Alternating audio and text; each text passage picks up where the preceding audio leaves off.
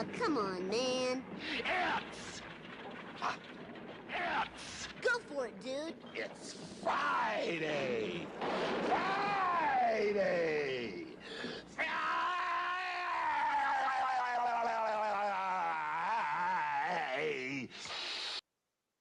It is, in fact, Friday here on Soccer's Morning Show, SDHAM. John, hear you there. And apparently the laptop has decided that it's not going to wake up this morning. So we're going to go ahead and continue to shut it down for like the fourth time already. And we'll see if it wants to behave by the time the show is over.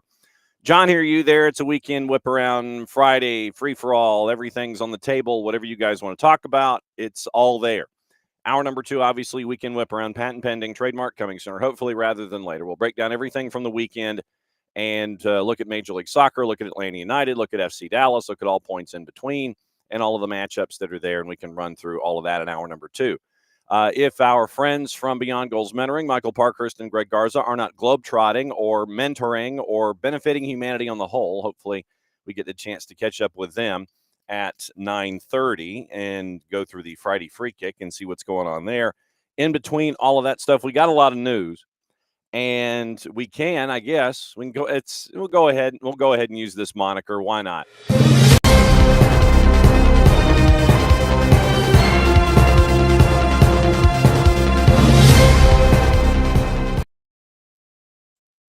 Kevin De Bruyne not returning to Manchester City. Statement was released on social media. Pep Guardiola has come out with a statement on his own, and you were kind of wondering when this might happen, considering health issues and all of the things that have been going on with Kevin De Bruyne. Obviously, he's not happy with how his injuries have held him back. Announced he's leaving Manchester City at the end of the season. Contract runs out in the summer. And then it was disclosed he's not going to be extending his deal beyond this campaign. Writing on the 280-character app. Seeing this, you probably realize where this is heading, so I'll get straight to it and let you all know that these will be my final months as a Manchester City player. Nothing about this is easy to write. But as football players, we all know this day eventually comes. That day is here, and you deserve to hear it from me first. Telegraph had reported back in December, clubs in Saudi Arabia are likely to show interest. CFG want to keep him within their stable of clubs around the world, and such as his standing. So speaking in the pre-match presser ahead of the Manchester Derby, Pep Guardiola said it's a sad day, happy day for the fact that the pleasure I personally lived with him gave all of us with his humility, not humidity, John, humility, and his influence on our success in the last decade that would have been impossible to imagine without him. When Vincent left, or Sergio left, or David Silva, it's a sad day. We still have 10 games, hopefully 11, that we can enjoy our fans, and he'll still get the love and recognition he deserves. I think I read today he's been involved in 280 goals and assists in the Premier League. You always have to be careful for respect for players in the last 20 or 30 years, but come on, there's no doubt he's one of the greatest for sure. His consistency, except for the last year when he had injury problems in important games and being there all the time. Signed in 2015 for £54.5 million.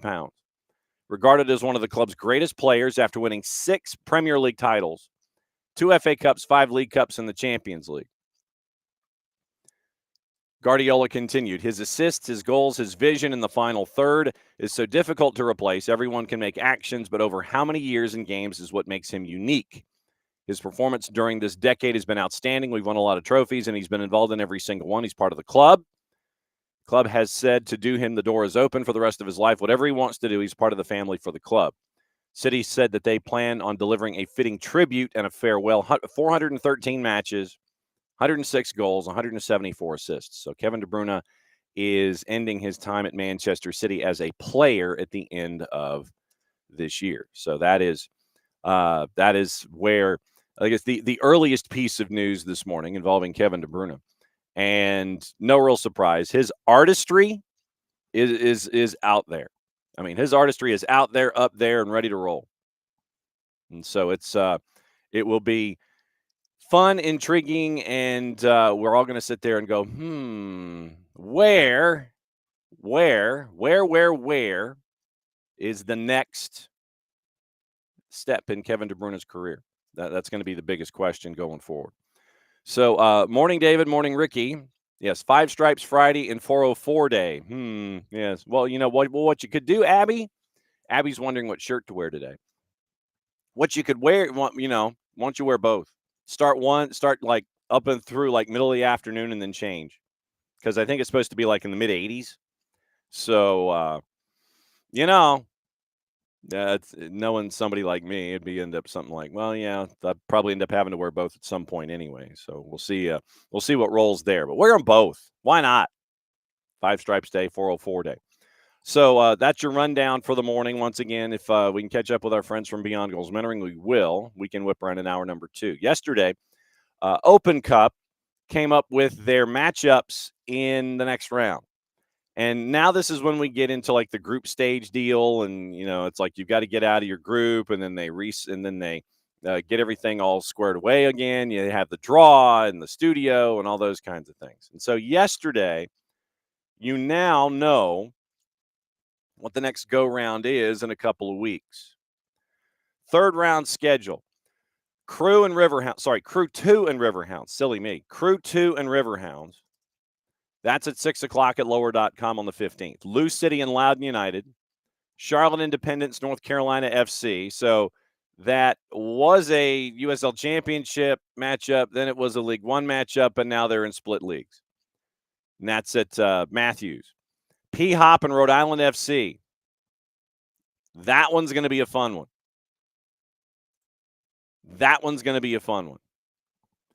So that one will be fun.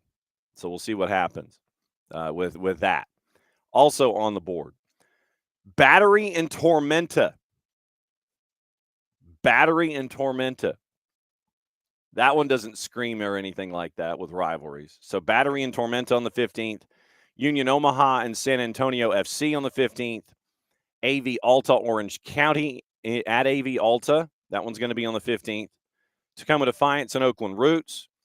On the 16th, Detroit City and Westchester SC. That one's going to be at Keyworth. FC Naples and the Rowdies.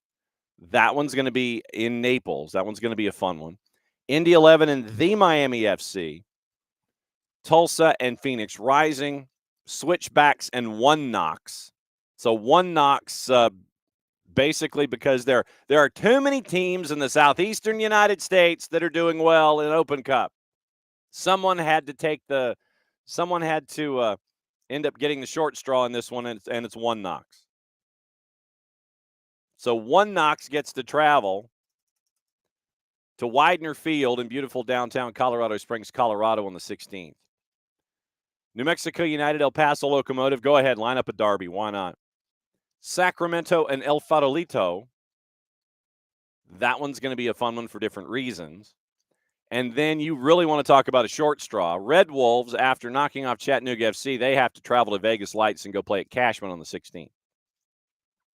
So that's your rundown of the third round. Crew 2 Pittsburgh, Lou City Loudoun, Charlotte Independence, North Carolina FC. That's what we need, Dean Linke. P-Hop, Rhode Island FC, Battery and Tormenta, Union Omaha and San Antonio, AV Alta Orange County, Tacoma Defiance out of Next Pro, and Oakland Roots. That's at Starfire. Detroit City, Westchester, Naples, Tampa Bay, Indy 11, the Miami FC, Tulsa Phoenix, Switchbacks, One Knox, New Mexico United, El Paso, Sacramento Republic, El Farolito, and Vegas Lights in Chattanooga. Red Wolves. So that's your rundown in Open Cup. That is on the 15th and the 16th.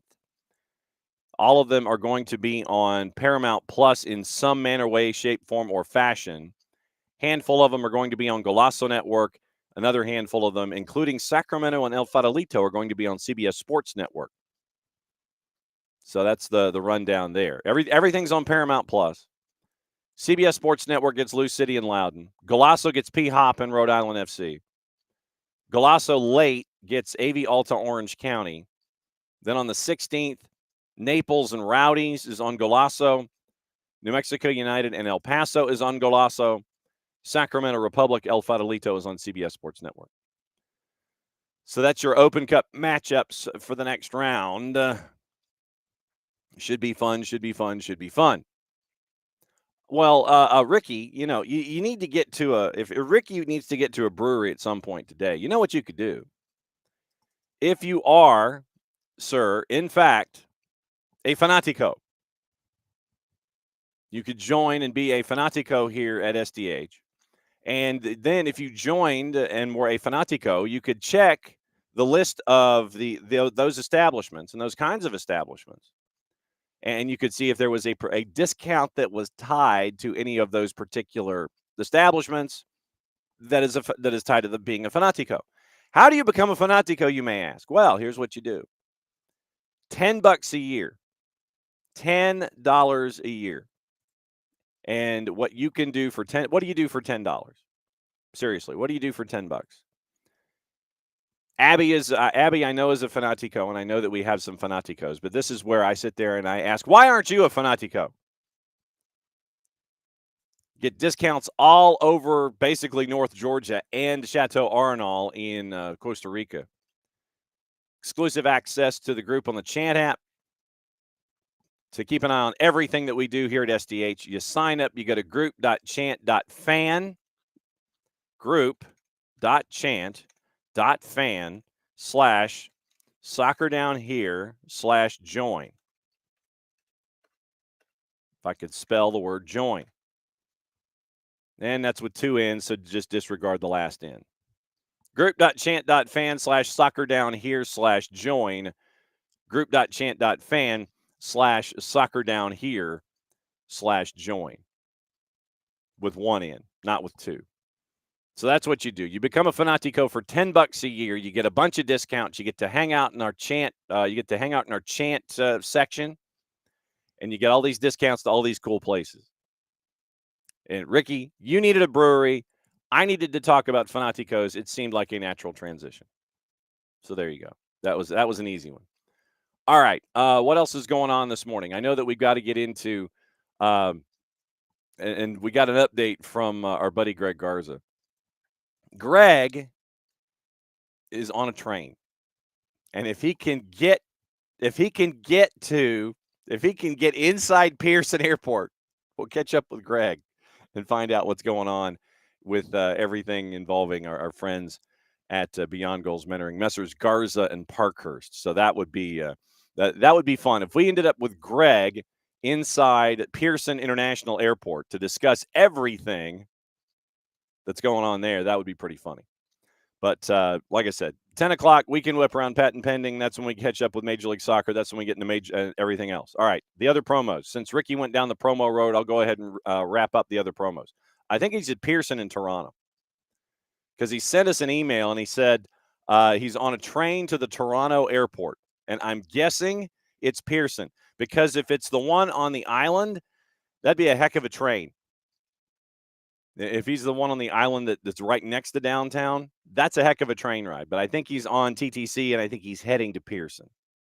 So that if he can get through security in time, he has said if he can get through security, he'll join us and we can catch up with him for a couple of seconds. So I think he's TTCing on the way to Pearson.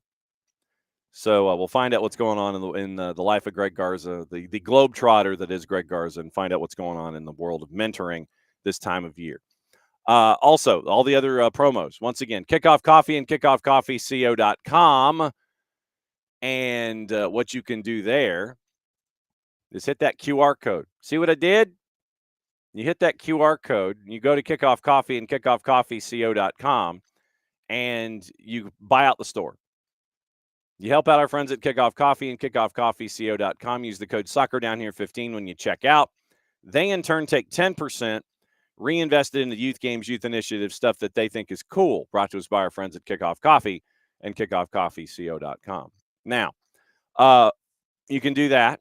You can go to our friends at Grady Baby and Grady Baby Co. I just realized that I need that I'm kind of in the in-betweens myself. Abby was talking about it being 5 stripes and 404 day. Here in the studio, I'm kind of caught between temperatures. And I realized I need more soccer-based sweatshirts. Because I've got, you know that I have all the T-shirts and the jerseys, but I don't have a whole lot of soccer sweatshirts. I should have worn the SDH one today. But I'm kind of in between temperatures. And so I know that I need more sweatshirts. And so you can get a sweatshirt or a T-shirt over at our friends at Grady Baby and Grady Baby Co.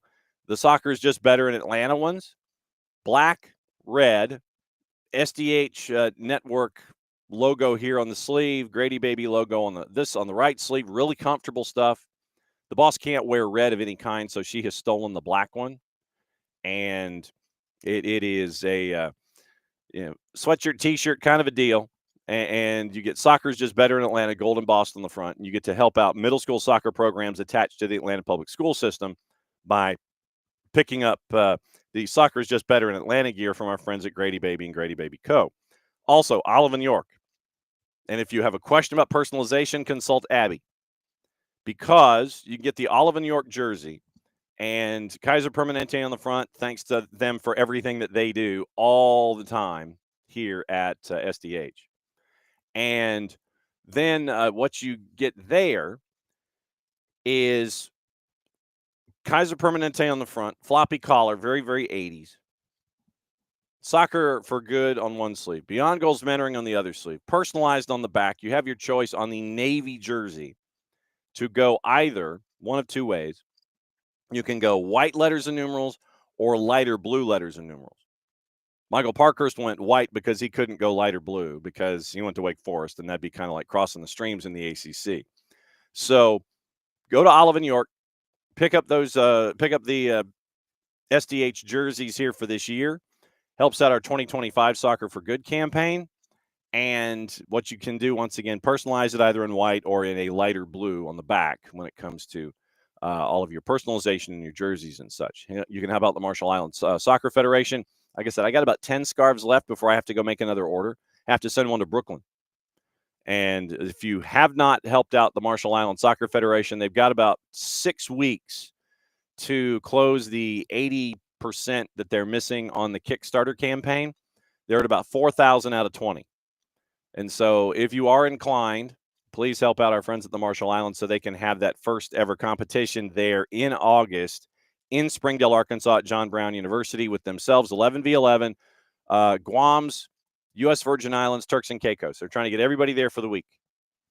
So Kickstarter campaign, you can go to Kickstarter. You can help out the Marshall Islands folks however you wish, if that is something that you are inclined to do. And you can also pick up the scarves. You can buy everything else that comes from England. Player layer jerseys and everything else comes from England. Scarves come from us, the other side of this door. So you can help out with the Kickstarter project. You can help out picking up your Marshall Islands gear and pushing everything forward that way. And you can help out them with their particular project and help them grow their program from absolute zero. And it's been fun to be able to watch their program from absolute zero be the way that it is and help out in that way. So Marshall Islands, Grady Baby, Olive and York. You can also go to soccerdownhere.net and you can pick up the SDH gear. It's the new logo, plus some stuff that Jason has created from teams of the past that's there as well. So that new logo, where is it? There it is. I have to figure out where my wrist is. That new logo is up in the black and white designs. You can go to soccerdownhere.net. You can go to the shop, and you can pick up your SDH gear there across the board. Mugs, sweatshirts, the whole schmear. You can go ahead and pick that up right there at soccerdownhere.net. I'm trying to think. What else have I missed? Let's see. Fanaticos, Olive and York, Marshall Islands, Kickoff Coffee. I think that's all the promos at the moment. But once again, speaking of soccerdownhere.net, yesterday we had two match days going on both the channels on our Mixler app. So it was craziness involving Dutchtown and Trinity Christian. That was with Maddie and Jason. Then I was at Hebron Christian for the matchups with Toombs County making the long road trip, and they were coming north to take on Hebron Christian. Two good friends in Jeremy Moore, the head coach at Toombs, and Chad Griffin, the head coach for both programs. And they coach both programs at Hebron Christian. So Toombs County came north to take on Hebron Christian. And by the way, on the way home, they're going to go play Eatonton. I imagine, I don't know this for sure, they're going to play Putnam County in Eatonton today.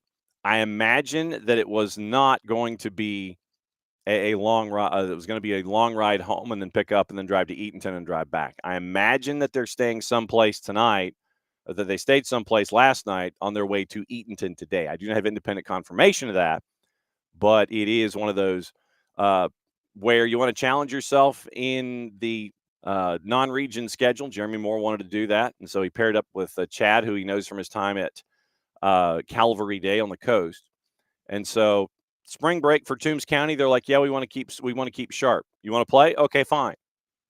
And so obviously traffic held Toombs County up a little bit. I think the match started a whole 5 minutes late yesterday, but we had Toombs County and Hebron Christian on the deuce, and we had Dutchtown and Trinity Christian on the mothership. Today, it is Marist and Pius at the Marist School, 5:30 and 7:30. Maddie and I will have the calls for you on that one. I'll be calling the girls' match, and Maddie will be calling the boys' match at Stadler Field on the campus of the Marist School. So it'll be it's our first visit to Marist, so that's going to be really cool. And thanks to Derek Wall and the coaching staff for letting us come by and hang out there this afternoon. And thanks to both Pius and Marist for the intel and all of the info getting us ready for the matches tonight. Remember, we had the Marist girls on earlier this week in their non-region action against Walton. It was a learning experience for them from that. And so it'll be really cool to catch up with the Marist School, Marist and Pius, a great rivalry in all sports here in the city of Atlanta. And that will be tonight, 5:30 and 7:30. Remember, tomorrow, I guess we're all going to be at Mercedes-Benz for Atlanta United and FC Dallas. Then on Sunday here on the network, once again, action at the Fraction, Atlanta United 2, taking on Inter Miami CF2. That's at 7:30, 7:33 kick, 7 o'clock pregame here on Soccer Down Here and our Mixler app, and you get to follow along there. Remember, Messi and Friends 2, they played in Open Cup early in the week. They lost to the Miami FC. So how do they look coming out of the weekend, playing in the midweek, and then having to travel up here to Atlanta to take on Atlanta United 2? We'll find out with Atlanta United 2 and Messi and Friends 2. That is Sunday action at the Fraction, 7 o'clock pregame, 7:33 kick on the network. Jason will have the call for you there, and I will roll you through pregame, and Maddie will be there as well with Jason and with all of us at SDH. Then on Monday, see, now I'm on a roll with the schedule. I've got the schedule figured out in my head. All right, so Monday, it is one match, girls match at Coahulla Creek. Fort Payne crosses over into the Eastern time zone to take on Coahulla Creek. I think it's a 6 o'clock kick. That'll be at soccerdownhere.mixler.com. Then it is on Tuesday, Drew Dickinson will have West Forsyth and River Ridge. River Ridge boys ranked nationally. West Forsyth's girls ranked nationally, number 2 or number 3, depending on the poll that you pay attention to. So we'll have the West Forsyth River Ridge doubleheader. That's on Tuesday. Wednesday, the 9th, Jason will come in and host SDHAM because I am out of pocket. I'm in a place where they don't allow cell phones, not even to take pictures. So it'll be Jason hosting. Soccer's in Session, by the way, will be Tuesday at noon. And so we'll orchestrate the guests for that there. So Wednesday, Jason's hosting SDH. It's a return to the past, so back to the future. And then that sets us up for Thursday, and that will be our first remote broadcast of the year, Atlanta United 2 at Philadelphia Union 2. And so we'll have that for you coming up pregame. And then it is kick with Atlanta United 2 and Philadelphia Union 2 on the network. That is, I think, a 7:33 kick as well. I think pregame is at like 7:15. And then next Friday, we've got a game circled as the regular season's winding down in the state of Georgia when it comes to high school soccer. But we're going to be pretty busy from one end of this week to the end of next week. Matchups tonight. Everybody's at Mercedes-Benz, including hopefully a lot of you, on Saturday. Sunday, it's the twos. Monday, it's high school. Tuesday, it's a high school doubleheader. Wednesday, it's an off day. Thursday, I mean, we do AM, but we're not doing any live matches. Thursday, twos on the road. Next Friday, high school matchup to be determined. So that's what we're up to coming up here at SDH in the next week. So yeah, we're going to be pretty busy. We're going to be pretty busy. David's asking if you could on a train or could you in the rain. Nothing like Dr. Seuss at 9:30 in the morning on a Friday. Abby has decided the 404 shirt. There you go. Half and half. AO 404 shirt for the first half of the day, then the 404 kit later. Morning, Alex. Morning, Jordan. So Jordan's 404. Wow. So, all right. So here's the deal. We're going to talk Open Cup first and foremost with our Mogullin training coming up in a second. So we're going to pull back the curtain and ask about how these things come together sometimes. We're going to bring in Michael Parkhurst and find out first and foremost, how was vacation, sir? Hey, John. Yeah. Vacation was great. Yeah. We made it there Yeah. and back. I will say it was, of course, not without its little complications, but we made it. You have to adjust sometimes, and that's the name of the game. But the time we spent in South Carolina was great. We had good weather. The team did well enough in some of the games that my daughter, as a freshman, got to play a little bit here and there. So that was great. And the rest of us enjoyed the beach here and there. Didn't get in the water. It was freezing, but did you take your club? Did you take your clubs? I did not take the clubs. No room in the car for such things, John. Not even on the luggage rack on the top, and you sit there and you cover it with a tarp or something, and people sit there and go, he's repairing a house, obviously. The wife wanted to take the tarp on top, and I was like, no, we can stuff it all in the car. I don't want to drive with that thing on top. So we crammed it, and we made it. So, yes, I had to sacrifice the clubs. So I still have not yet swung a club. In 2025, it's depressing, man. but we'll get there. All right. So you mentioned adventures in travel. So go ahead and lay them all out. Get them off your chest. I don't want you to just hold it within. I want you to cleanse from the adventures of travel. Yeah. Well, we missed an opportunity to stop by Wake Forest for a few hours. We planned on breaking up our trip and stopping at Wake for a while, but 2 out of the 4 of us had the stomach bug overnight into the morning of travel day. Oh no. So we canceled all plans and drove straight home, and thankfully we had no episodes in the car. So that's a big positive there. Yeah. You see, episodes in the car would be bad.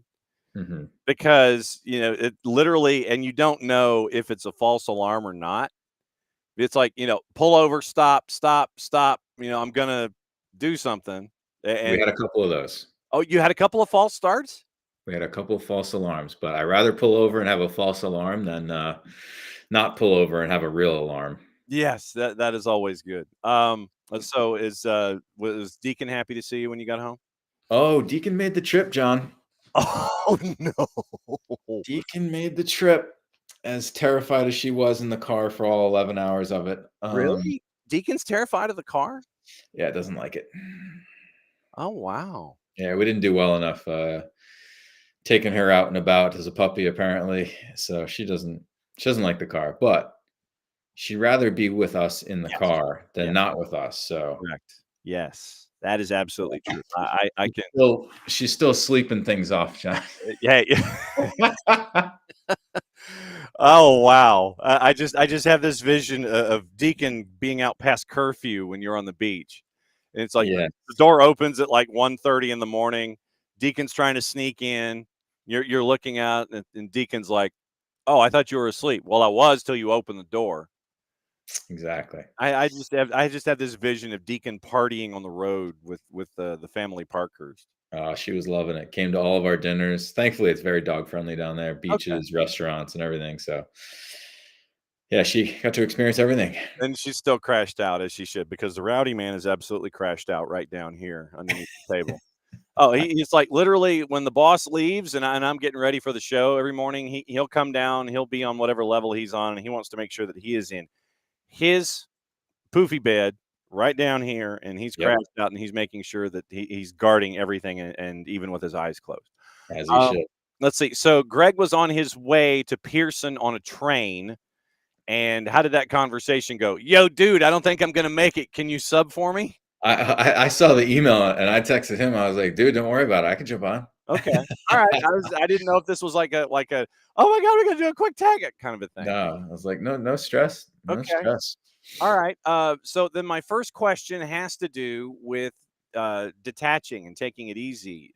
When it comes to your mentees and parents and such, do they find it easy to unplug because they need the time to unplug, or because they're so wired into wanting to be successful, you have all of these type A's that you kind of have to talk away from being on the field and being attached to the sport all the time? Yeah, I think the higher level athletes and families definitely have a little bit more of a challenge sometimes unplugging. The fear of getting behind or missing a practice or missing a game or just not working out for a few days really can get to people. So I definitely see that, especially the higher up you go. There's some obviously that have no problem taking breaks and understand it and see it and everything. But yeah, there's definitely some that we work with where we have to encourage things and let them know, hey, it's going to be all right. I played seasonally when I was growing up, right? I mean, I kicked the ball around the house constantly and all the time, but as far as team structured stuff, yeah, seasonally. So you'll be just fine. I have this. I just have this vision of you kicking the ball around the house off season and smashing garage doors and going up against like we have the hockey players that are always in the basement and they're always sitting there and shooting pucks and hitting posts and the steel poles that are in the basement. How did you deal with that indoors off season? Yeah, well, we did play a fair share of indoor soccer. So, I guess there was more than just, 1 or 2 seasons. There was a lot of indoor soccer, but inside my own house, yeah, there is a step from the porch into the actual house. The porch is covered, but a step into the actual house. And that step got abused with a size 3 soccer ball. And thankfully, my parents never gave me a hard time about hearing a constant thud, thud, thud, thud. My aunt was a different story. Anytime she was over, it was like, can you stop kicking the ball? And you're like, no. Yeah. What else am I supposed to do? It's like, well, do you want me to come in there and hang out with you? I've thought about it, John, and next time I'm home, I'm going to try and take like a picture and video of these 2 areas right up my house that I put in hours and hours and hours of kicking a soccer ball against, so that to give other people just a vision of what it is. And, kids these days think they need to have, this net, that net, this bounce back, oh, I have to be at practice. Oh, there's every excuse in the book as to what they need in order to get better. And I had a step and a concrete little wall underneath the siding of my house, and that was it. And it was just enough for me. Back in my day, exactly, one of those kind of arguments. Start the video with that quote. Back in my day, I walked uphill in the snow both ways to play 90 minutes of outdoor soccer in the middle of February. I just had that. Yeah, absolutely. Yeah, and I know you walked uphill both ways, going to and from. When and I still want to stick to the detachment idea and what it's like. So the higher the level, obviously there's always FOMO and you're, sitting there going, oh my God, I'm falling behind. But when you have the talk with those higher level aspiration or levels of success folks, after you say it's okay to detach, does it sink in, or do you have to kind of sit there and poke at them a couple times and go, no, it's okay, I've done it and here are my examples why? Or do they sit there, is it a one and done with them, or do you have to kind of sit there and hammer at them a little bit? No, it's cool, it's okay to lay out. Yeah, I think rarely messages are a one and done. I think it helps, no doubt, right, to get a perspective of someone that's been in their shoes and had higher level success. But, I think that they always think, well, times are different now. And, I have to be, keeping up with the Joneses or otherwise I'll fall behind, or you just don't get it, what my coach is like, or this and that. And that, that may all be well and true. But yeah, I wish I could talk to some coaches out there as well and let them know, like, hey, if a kid's going to miss a game or this or that, or a training session or whatnot, or, it's not the end of the world. Like, figure it out. So. Well, so then what would you tell these coaches who are as high wired as everybody else? It's like, because I think they are just as driven toward championships and success and things like that. And then that feeds to wanting more championships and more success and that ending hamster wheel that's there. What would you tell coaches in these situations? Yeah, I just remember with my son when he was, man, how old was he? 8, maybe 9 max, playing in Atlanta, and he was doing baseball and soccer, soccer, the academy level soccer, and baseball. And both coaches were like, yeah, we encourage multiple sports and it's okay, da, da, da. But both of them were basically like, we encourage it. Just don't miss my practice. Don't miss my game. Essentially, right? Yeah. And so, yeah, it's just such a challenge, right? You try and tell them like, yeah, we're going to do the best we can to manage both, but there's overlap here and we're going to miss some stuff here and there. And I get that from a coaching perspective. Hey, you can't have 6 players miss a game because, then we can't play the game. But there's got to be a better way where we can still allow children to play multiple sports, especially under the age of 11 or 12. It's just crazy. And so I just let them know that, hey, it's not the end of the world. And, you want a happy, healthy, excited player, right? I don't care if this kid shows up to every training. If he shows up because he's forced to and doesn't want to be there, what good is that doing anyone, including the player and the family? So, yeah, it's I think they get a little bit too wrapped up in it and, too focused on results and winning and too much of it in for themselves. And like, hey, what's best for the athletes here? What's most important? Because, we're not winning the World Cup here at, 9U, 10U, 11U, right? But could we help develop a player that might help us win a World Cup in the future? Maybe, but not if they don't love the game. So, when you have these talks with adults and, if you had those talks with those kinds of adults, hopefully it would sink in.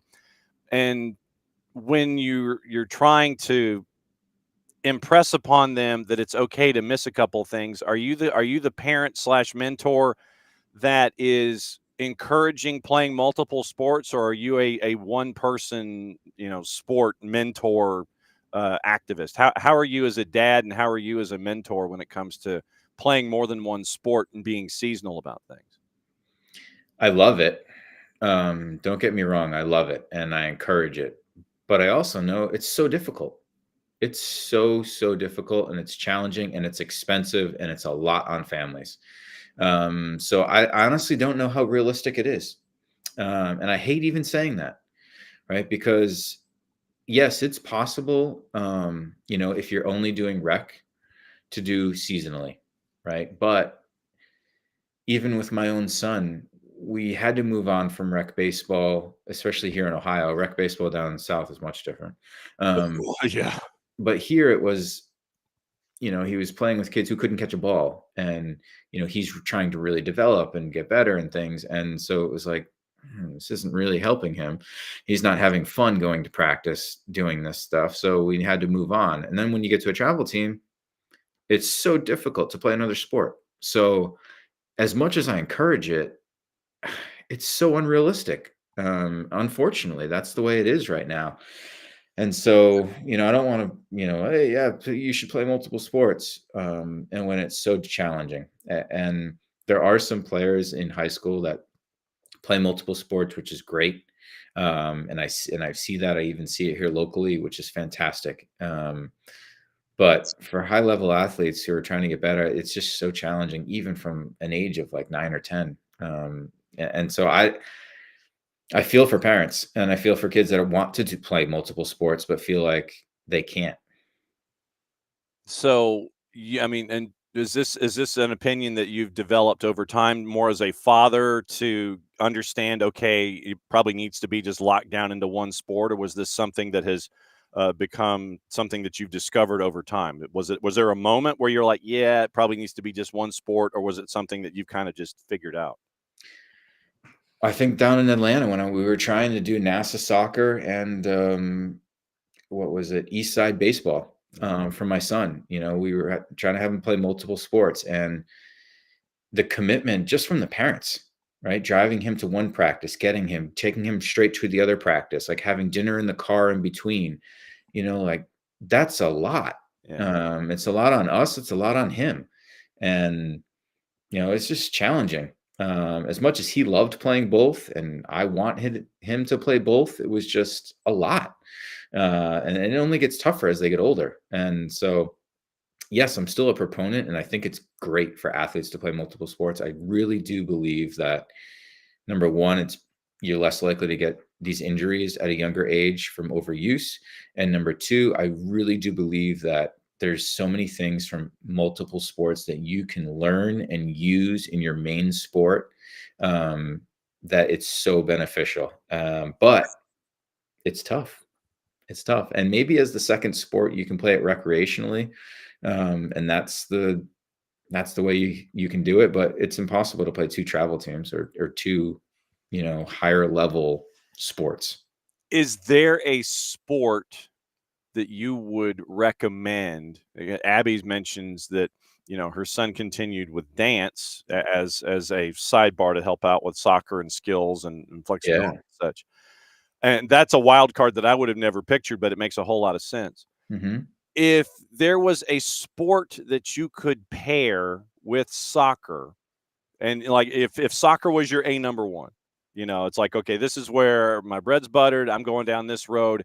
What sport do you think would complement soccer the most when it comes to what you want to carry with you, whether it's skill set, mental, all of those different aspects? If you want soccer to be your number one, what sport do you think would be a good complement, at least recreationally, to help things out so you can still be number one in soccer, but still widen your skill set, be strong in other areas, those kinds of things? Yeah, and it's a great question, John. And I think that honestly, there's probably 10 sports that could help out, right? Because I played baseball growing up, and you think like, oh, how could baseball help soccer, right? But I truly believe, because in baseball, I learned before soccer, what are you going to do with the ball when it comes to you, right? Every pitch, guys on base, different things, right? Where am I on the field? What am I going to do if the ball comes to me? What am I going to do if it's hit short? If it's hit to my left, it's hit to my right. Does that change what I'm going to do with the ball when I get it? Like all those little mental things that I'm thinking about. And then in soccer, you start thinking about the same thing.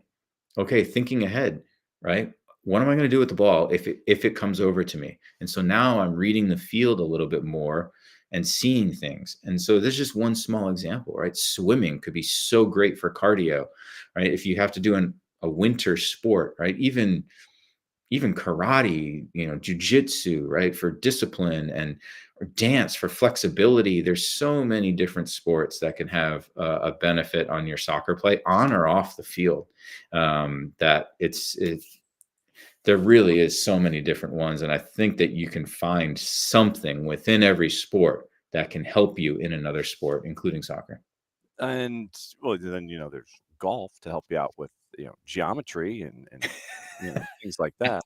Well, and no, this was no lie. I had a conversation with Molly McCarty, and she's the girls head coach at Jefferson High School. And it hit me. She's a geometry teacher on campus. And I'm thinking to myself, it hit in my head. I'm like, wait a minute.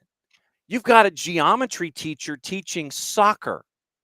And so, a soccer coach teaching geometry, and it's triangles and angles and approaches and all the, and I'm like, my head basically exploded during the high school show because you had a geometry teacher who's focused on, okay, well, if your angle is this and this and this, then you have 180 degrees and all this. And I'm like, oh my God, it didn't quite hit me that it doesn't matter what you think might not be there to help affect you on the field or off. You mentioned as many as 10 different sports and talking about 10 different ways to do things. You don't know what class is going to help you out, mentally to figure things out, whether it's geometry. It's like, oh, angles here and being in triangles and passing drills and things like that.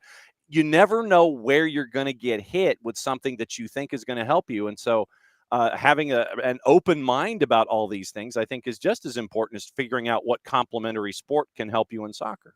Totally. Because I see the comments on the side, and yeah, you think about basketball.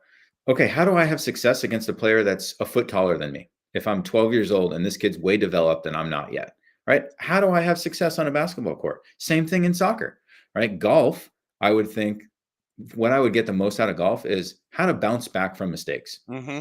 right? That happens so much on the golf course, right? But it doesn't matter. It doesn't matter what just happened. How am I going to hit my next shot? Mm-hmm. Same thing in soccer, right? Get over your mistakes quick. So it's just endless, absolutely endless. And that's another thing is just kind of the short-term memory aspect of it all. That since you open that door, short-term memory is something that I know that we all would like to have, and it's probably one of the most difficult things to accomplish. How do you have short-term memory but long-term recall, if that makes any sense? It's like Mm. get rid of the mistake, but don't forget about the mistake. How difficult is it to accomplish both of those? Yeah, very, very. I think that what we try to encourage is forget it momentarily, right? And allow yourself afterwards to go back and say, what can I learn from that, right? Why did this occur and how can I get better from it? So you bank it and say, I'll come back to it, but refocus right now so that I don't make another mistake and, things start to snowball here. And your memory will go back to it for sure, right? Especially whenever we make a mistake, right? It's ingrained real quick. Mhm. So we can always go back to it after the game, right? You can always remember most of the mistakes you make, especially right after a game, and you can journal them at that point and learn from them and figure them out, right? But in the moment, we try to help our athletes definitely have that short term memory, that goldfish memory. Yeah, Michael Parkhurst at MF Parkhurst on the 280 character app, and Beyond Goals Mentoring, beyondgoalsmentoring.com at BG Mentoring on the 280 character app. And the reason that, and so since you've mentioned being a goldfish and being a young player out there, for Atlanta United last time out, you had Pedro Amador. I think it was 90 minutes before the match is like, I can't go. And he was, viewed, I can't go. And so what you end up doing is you end up tapping a 17-year-old and Dominic Chong-Kui, who Ronnie Dyla has a lot of faith in, and he's grown, incrementally and astronomically in just a handful of time that he spent coming through the academy, spent time with the academy and the U's and the twos and such. He's thrown into the pile, and literally it is like, okay, Dom, you're starting. And so you have a 17-year-old going up against NYC in front of 42,000 people. And yes, he does make a mistake that leads to a goal. But one of the things that you noticed is that the older players, the veteran players, Brad being one of them, first thing they do, when mistake happens, you put your arm around him. And it's like you're not yelling, ranting, raving, sitting there and going, what the bleepity bleep. It is literally a situation where a 17-year-old has been thrown into the pile, and you've got to make sure that goldfish mentality is there. He banks things, and he ends up putting up 57 minutes, and Matt Edwards plays his third position at the back four that he's done so far this year. You had two younger players come and step in a situation like that, but the advice that you're getting from a guy like Brad in that situation, I think, is just as key to help bank everything. Oh, for sure. And that is such a challenging situation and such a learning opportunity for him because it's tough to find out you're going to start, late like that in the first place. It's tough to come off a bench unexpectedly and you learn real quick. Am I prepared as much as I needed to be, as if I was starting? And I'm not saying he was or he wasn't, Yeah. right? But I know from my experience and other guys, right? It's just different when you're not starting, right? I even ate more at pregame meal when I wasn't starting because otherwise I'm starving sitting on the bench, not playing, and get to halftime. I'm so hungry, right? So I just would eat more. And maybe I wouldn't do as much film if I knew, like, okay, I'm not going to play. Like, I don't need to know everything, right? Or, whatever it might be, right? And so, are you as prepared, right? And so you learn these lessons. And what does my body need, to get ready real quick? I was talking to a mentee the other day that came off the bench and had to play right away. And it's like, okay, when you've got 2 minutes to warm up, what does your body need? How do you get ready that quick? Right? Only you can figure that out through experience. And so, for Dom, like the experience of that, forget the mistake on the field, but just the experience of, okay, going from not starting to preparation, quick preparation, get ready, body change mentally, lock in, all these types of things. And then obviously the play on the field, right? This is invaluable for him. And I'm glad that, it wasn't a moment that we couldn't come back from. But yeah, I think he's going to be stronger in the future because of a day like Saturday, as difficult as it probably was for him. A handful of minutes left here, and so you've got a team in Atlanta United that had a 7-goal thriller. The chaos that happened last time out in a homestand, and where are you looking in the times that you get to catch up and see what's going on with Atlanta United, whether it's highlights or 360 or whatever? Now that they've come out the other side on a 7-goal thriller, you got to learn a lot of things. You got to learn how to come back when you were down. You got to kind of figure things out a little bit on the fly on the field. What did your takeaways from Atlanta United and NYC? It was fun and exciting to watch. I watched the game, and yeah, it was awesome. I think the Benz was rocking. It was loud, and I think that coming back in a game like that can really pump a team up more than if you just go out there and beat them 2-0, 3-0, because just knowing that you can come back from a deficit is so important. Now, we weren't very good at that when I was at Atlanta. Honestly, I don't, especially the first 2 years, we didn't come back very often. You can look at the stats, the statistics, yeah, those things. But that's a really important thing for a group to have that mentality of knowing, okay, we can come back here. We'll be all right. And I think that's what the front four can give you, the front five. I think I tweeted after the game that I thought this prior to the game. I was watching the game prior, and I can't remember who we played. And I thought Miggy is not as involved as he needs to be. He needs to play centrally more. And I don't know what that does to the rest of the team or whatever, but to get the best out of Miggy, since he's your best player, I think he needs to play centrally. I get that playing him wide gets the most talent on the field, but I think that we saw what having Miggy centrally can do. And you've now got FCD coming to town, and it was the 2-2 draw with Cincy at TQL. That was the one before that, and then I was thinking the last home game. Sorry, I don't know who the last home game was. That was Messi and friends. Oh yeah, that's right. And so the 2-1 matchup against Messi and friends, and they go on the road to play at TQL, and then they get the 4-3 crazy. And now they got Lucho Acosta coming to town this weekend for FCD. I'd like to ask a question to the mogul in training. You now have your opponent in Open Cup, and it is P-Hop, the Portland Hearts of Pine. What's the vibe with RIFC and P-Hop next round of the Open Cup, sir? Yeah, it's exciting. I think it's great to have another team in New England. We played them a couple times actually in preseason, and they're a good team. I think we tied both games, but they absolutely could have beat us. And so they're a strong squad. And so I'm happy for Portland. I'm happy they've got a good team, and they've got a team in general. So yeah, it'll be exciting. It'll be fun. Okay. David with a question. Did the Menace approach you to go with the All-Star team? They did not. I think that word has gotten out there enough to know that I don't partake in such things, because I was approached by a few different TST teams and guys reaching out, and I told them, I appreciate it, guys, but no, thank you. So no such thing for me. Okay, just checking. All right, what's the latest with Beyond Goals and Beyond Goals mentoring now that we're at spring break for some folks? Yeah, we've also got high school playoffs coming up. So, that's exciting. We got a bunch of athletes that we're trying to help get ready for playoffs. And yeah, some MLS next tournaments coming up and showcases. So a bunch of athletes coming up to some big moments here over the next few weeks. So just helping them get prepared. 250 files of individual mentees that you and Greg are juggling and making sure that the world is a much better place. As always, my friend, it's great to see you. Great to catch up with what's going on at Beyond Goals and get your vibes and your input about all of the issues of the day when it comes to soccer and applying it to mentoring. Go enjoy your weekend and make sure that you leave the room quietly so Deacon can continue to sleep, right? Yes.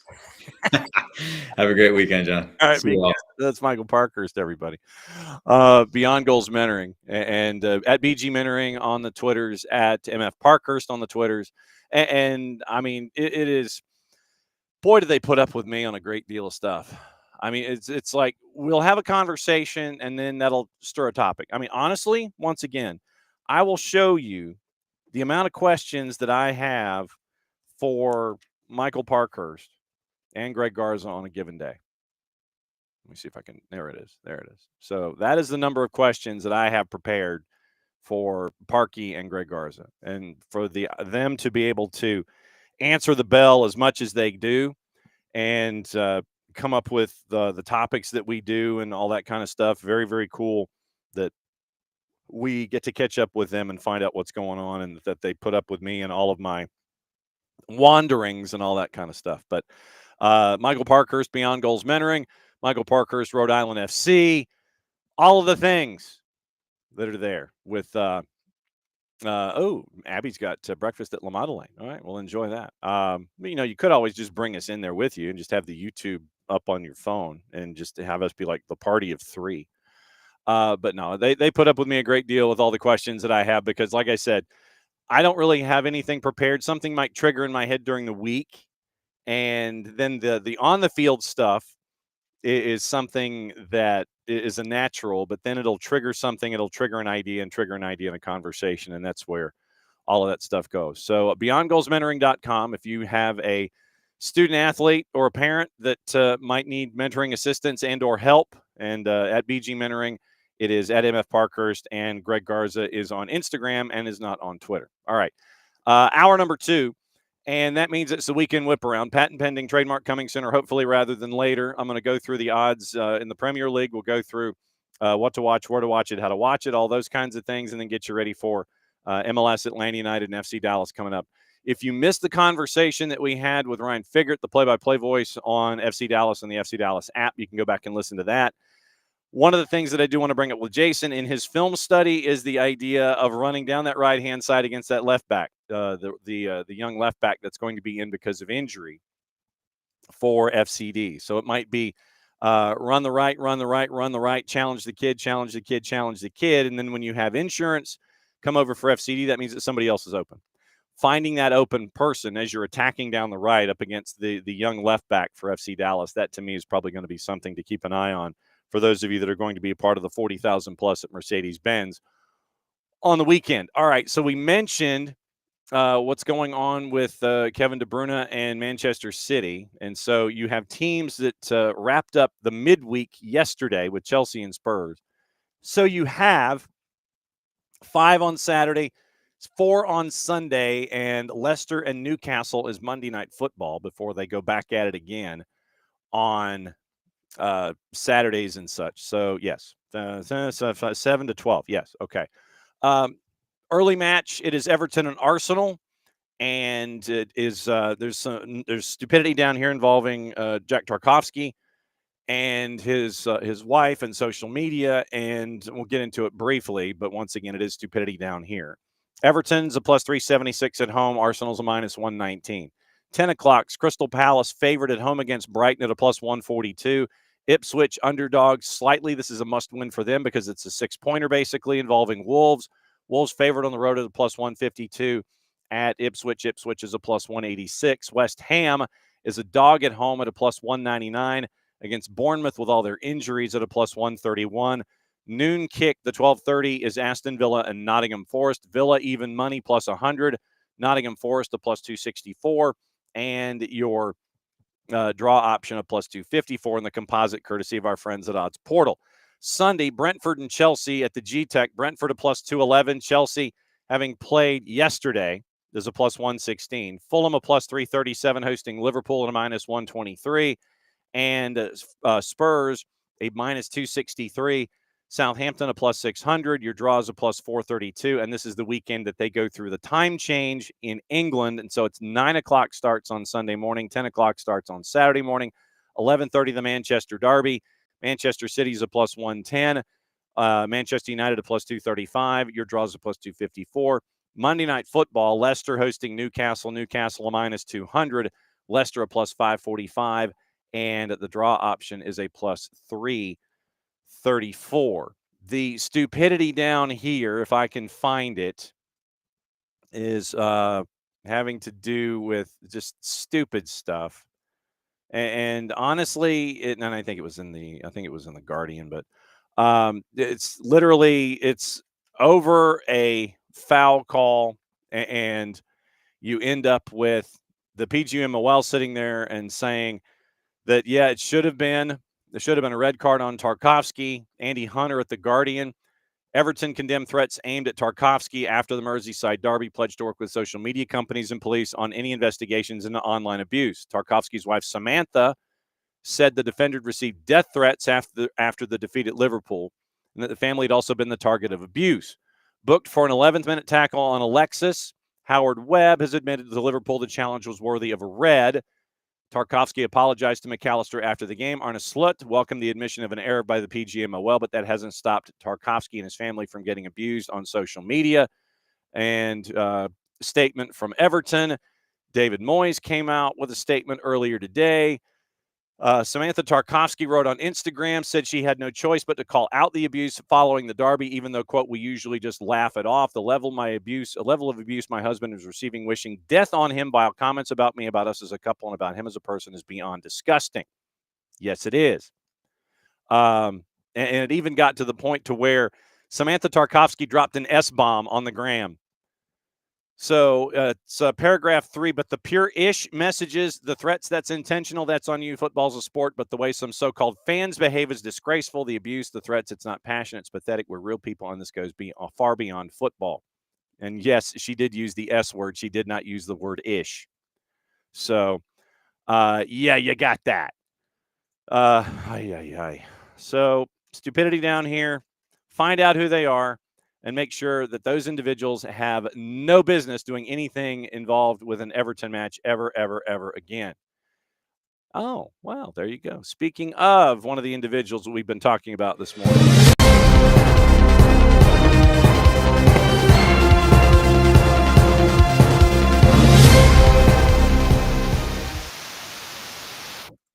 It's official. Dominic Chong-Qui signed to a homegrown contract in the first team. Aiden Torres has been put on season-long loan to the Twos. So Dominic Chong-Qui is now officially signed to a different kind of deal now. So very, very cool stuff there that we've seen involving Dom and Dominic Chong-Qui, officially official when it comes to the deal that has now been signed. So Dominic, we've seen what DCQ has been able to do on the field. And so now, according to a lot of folks, including Doug Robertson of the AJC, DCQ signed to a homegrown contract, and the first team, Aiden Torres, has been put on a season-long loan to the Twos. Yesterday, Slishan Muyumba had made practice. Togashi now is a blonde. So there you go. DCQ gets a deal. Well-deserved. Next steps, looking forward to seeing it. But DCQ gets a deal. Very, very cool stuff there involving a very, very talented young man, and it's been great to see his progression and see everything continue to evolve in his game to where we are. So once again, very, very cool stuff there involving Dominic Chong-Qui. And so now, all right, you got the deal. And so now it's time to continue to grow and mature and evolve the game. So very, very cool stuff there with Dom Chong-Qui. All right, so we mentioned stupidity down here, and yeah, no real shock. And apparently Alexander Sefrin doesn't like the 64-team World Cup idea. Jessica Charman, news involving her beloved Reading. The owner has been given a sale extension amid the threat of suspending the club from all activities in the EFL.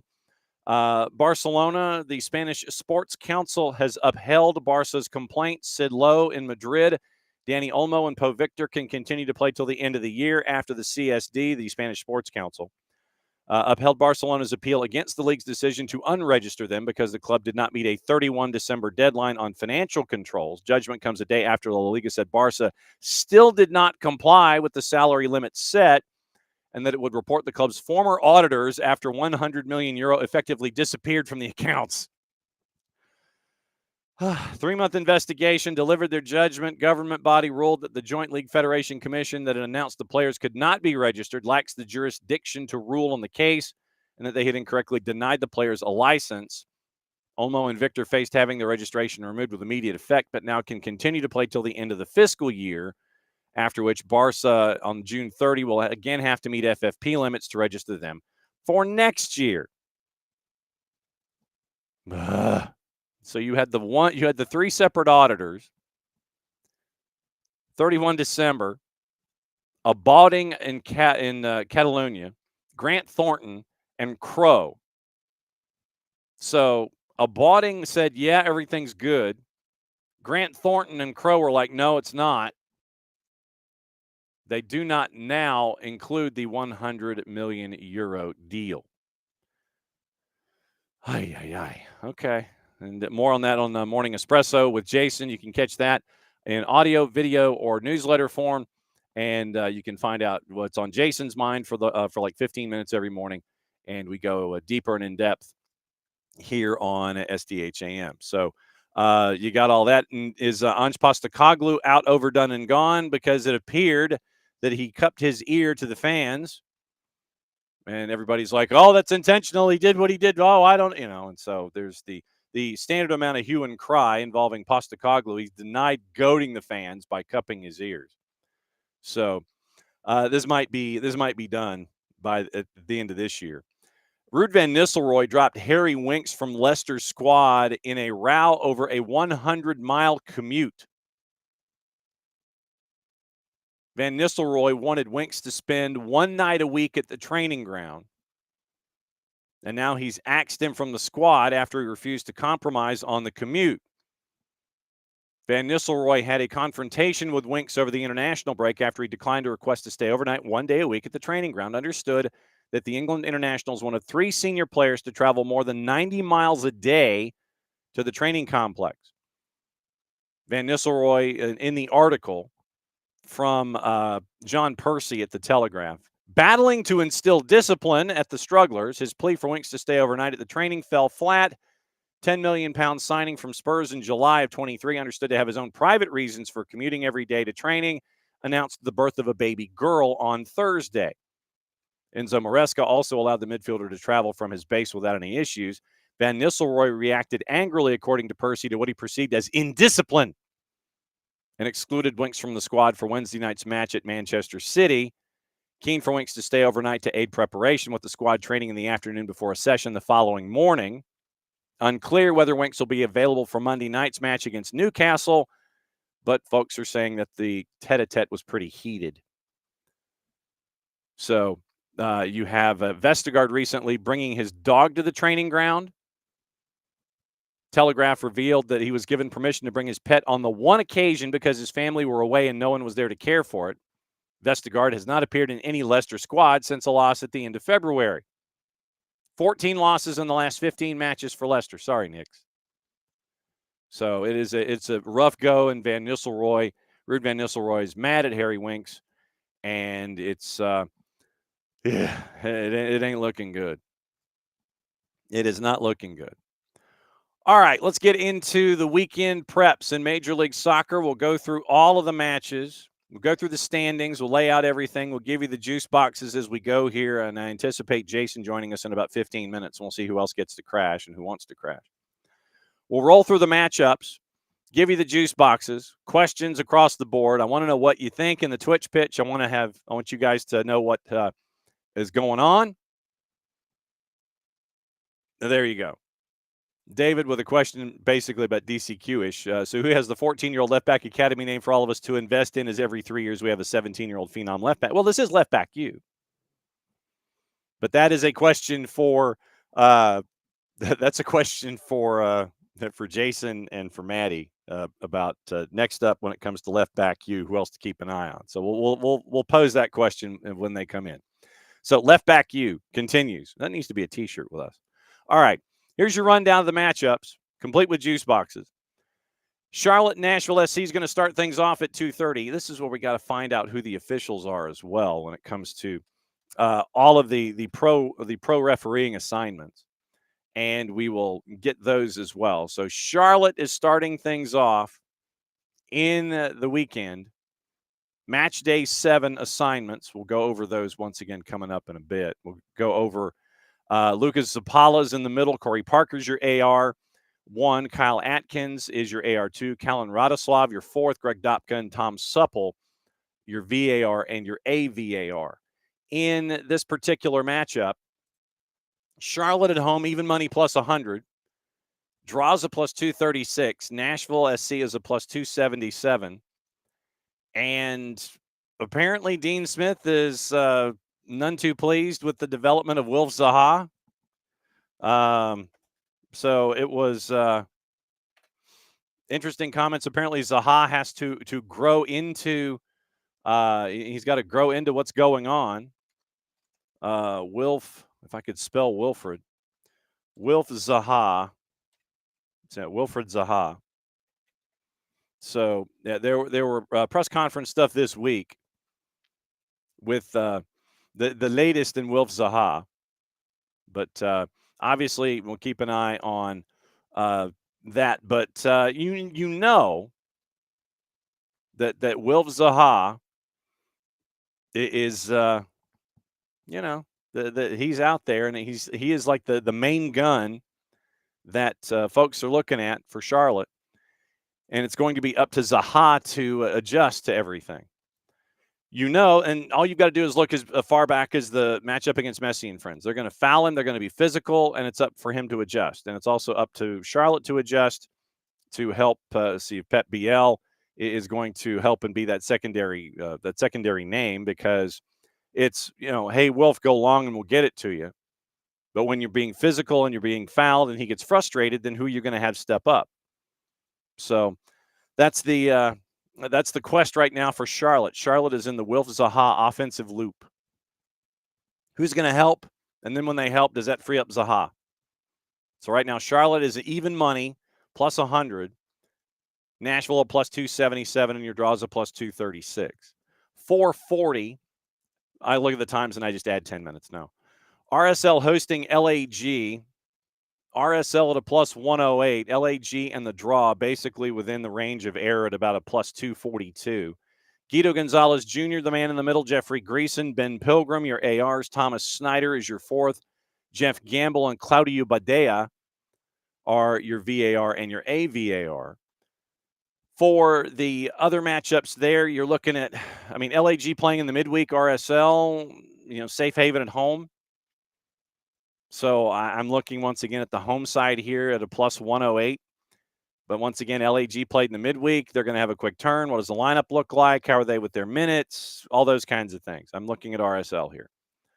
Crew and CF Montreal. We're going to save Atlanta United and FC Dallas. Crew and CF Montreal. Crew naturally a huge favorite at a minus 238. Draws a plus 373. CF Montreal is a plus 580. Alexis De Silva is the man in the middle. Logan Brown is your AR. Oscar Mitchell Carvalho is your AR2. Nabil Ben Salah is your 4th. Soren Stoichka and Robert Schaap, your VAR and your AVAR. CF Montreal, what are you going to do? What are you doing with CF Montreal right now? As I said, I will say it again. If CF Montreal wins at Crew, you will see me drink Diet Mountain Dew in the air. That's where we are. I don't see a whole lot of promise in this matchup for CF Montreal. They ground out a result last time. It was not a win. It was a bit of a stunner that they drew Chicago. I don't know if that says more about Chicago or about CF Montreal. But it's Crew, and so we'll see what happens at a minus 238 at 740. Cincinnati and the Revs. Cincinnati a minus 179. Your draws a plus 321. The Revs are a plus 437. Pierre-Luc Lazier is in the middle. Liz Arfa, Diego Blas, your ARs. Marcus De Oliveira, your 4th. Edvin Jurasevich and Tom Supple, your VAR, and your AVAR. So Supple will be on his second match of the day as an AVAR. AVARing Charlotte and Nashville, AVARing Cincinnati and the Revs. Once again, the Revs they were fortunate last time out. The Revs were fortunate. Set piece from Carlos Hill once again. They've only scored 3 goals this year. Not a whole lot of goals for the Revs to have been scored this season. Going to Cincinnati as a decided underdog.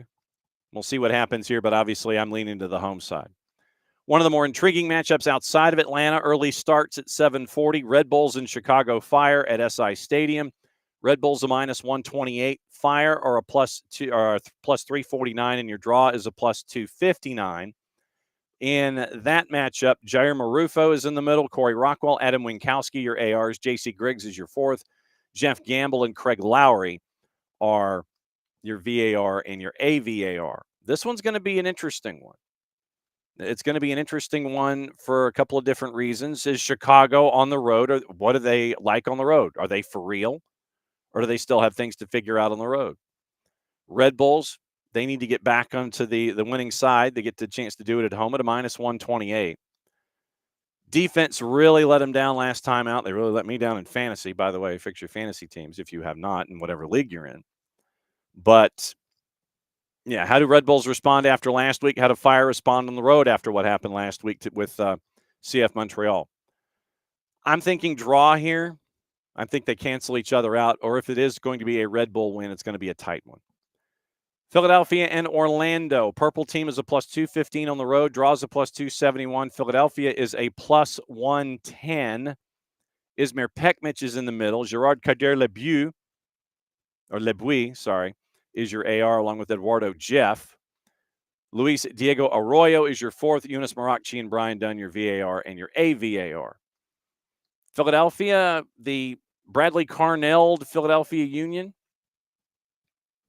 going up against an Orlando City team. By the way, conversations this week now again, we went through this 2 years ago, about the contract situations involving Oscar Pareja and Luis Muzzi. So what happens there? Yeah, that's a decision for the hierarchy in Orlando to figure out what they want to do involving Oscar Pareja. Team's getting older. What resources is Luis Muzzi going to have going forward? Do they wait till the end of the year? Do they try and come up with some kind of a decision to lock him in? That kind of a thing. So keep an eye on the purple team off the field. On the field, Philadelphia at a plus 110. I think what we've seen now that Ty Barbo is back from international duty, we'll see what Philadelphia looks like offensively. I'm leaning Philly here. 7:45, which is 7:55, so that's a big FOXCN pregame show. Austin hosting Portland at Q2. Austin a big favorite at a -141. Portland scoring goals. They're at a plus 368. Your draws at a plus 280. Drew Fisher's in the middle. Chris Elliott, Ricardo Ocampo are your ARs. John Freeman is your fourth, no relation. Jorge Gonzalez and Mike Kampmeinert are your VAR and your AVAR in that one. Austin at home. Got to get some work done. Portland scoring, so maybe the play here is a total if you want to avoid Austin at that -141, or if you want to chase after Portland at the plus 280 for the draw in 90 minutes. The totals, over under 2.5 is the over 2.5 a -128, over 3 is a plus 133, over 3.5 is a plus 187. I like that one. So over under 3.5 a plus 187. Keep an eye on that one in that matchup with Portland on the road at Austin. Hell in a Shell, Houston hosting LAFC. Once again, LAFC in the midweek going up against Messi and friends. Houston favored at home, but it's on the plus side at a plus 142. Your draw is a plus 231. LAFC is a plus 189. Philip Dujic is the man in the middle.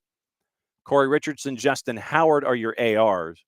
Matt Thompson is your fourth. David Barry, we remember David Barry as a VAR in Atlanta against LAFC, but it was against Matty Bogusz, who's now at Cruz Azul. And Claudio Badea is your AVAR in that particular matchup. So It's a test for Houston. Houston right now desperately looking for a win at the bottom of the West.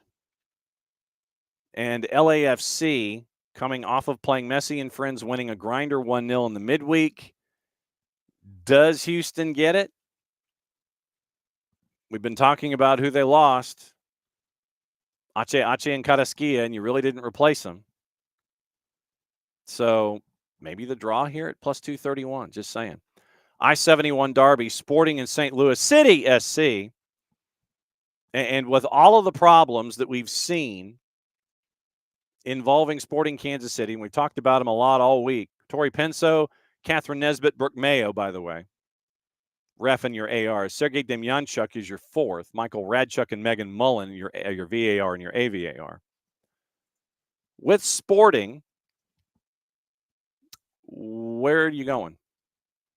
Kerry Zavagnan's going to be your interim going forward. Don't know for how long. Don't know if there's going to be a big name named chief soccer officer. Don't know if you're going to have someone who's going to be brought in. Don't know what that whole process is going to be like. Catch the interview that we had with Daniel Sperry from the Kansas City Star on the network. And your Sporting has questions. The time frame in which they answer them is going to be part of the Palace intrigue here going forward. You're not going to have Lewin, I believe, if you're St. Louis. So maybe it's another total match. I don't know if I want to go after somebody who wants to pick a winner in this one with Sporting and City. But that one's at 8:40 at Children's Mercy Park. So we'll go ahead and we'll dive into the totals. 2.5 a minus 136, 3 a plus 127, 3.5 is a plus 180. Under 3.5 is a minus 250. So if you're looking at 2.5, over 2.5 a minus 136, under 2.5 a plus 103, and that's when things start to shift. So if you're looking at goalkeepers standing on their head, Tim Melia retiring, by the way. That was announced by Sporting yesterday, I believe. So it is going to be a Tim Melia-less Sporting Kansas City going forward. I mean, it had been already this year, but Tim Melia officially retiring. One of the great penalty kick stoppers in the history of this planet or any other planet. Whitecaps in Colorado at 9:30 or 9:40. Vancouver at home at BC Place, a minus 128. They went through Pumas. They went through it with Pumas in the midweek, so you've got that to come around from CONCACAF. Colorado draw plus 281 and Colorado to win a plus 324. Katja Koroleva, Stefan Tanaka-Freund, and Chris Wadham, your ref and your ARs. Fotis Bazakas, your fourth. Timothy Ford is your VAR. Joshua Patlak is your AVAR. Vancouver, traditionally tough place to play. Literally, that's the first conversation piece you should have in any of this. Tough place to play. And so Vancouver playing in the midweek, probably going to try and grind this down to a halt. Colorado might have to do a lot of the leg work here. So maybe it's a draw. Maybe take the under on a total somewhere. Not anticipating a whole lot of goals in this one. The late game on Saturday night, San Diego FC hosting Seattle. Our conversation with Nico Moreno. Caught up with him about it. You can catch that conversation either on the SDH YouTube channel late in the conversation yesterday and yesterday's show, the last half hour, or you can listen to it on your favorite podcatcher because we pull that segment and post it separately when we do Thursdays with Nico. San Diego at home at Snapdragon, a plus 1.25. Draws a plus 235. Seattle is a plus 211. And so the crew for that one, Malik Badawi, Jason White, Felicia Mariscal. Rosendo Mendoza is your fourth. Armando Villarreal and Mike Kampmeinert are your VAR and your AVAR. That's the second match of the day for Kampmeinert.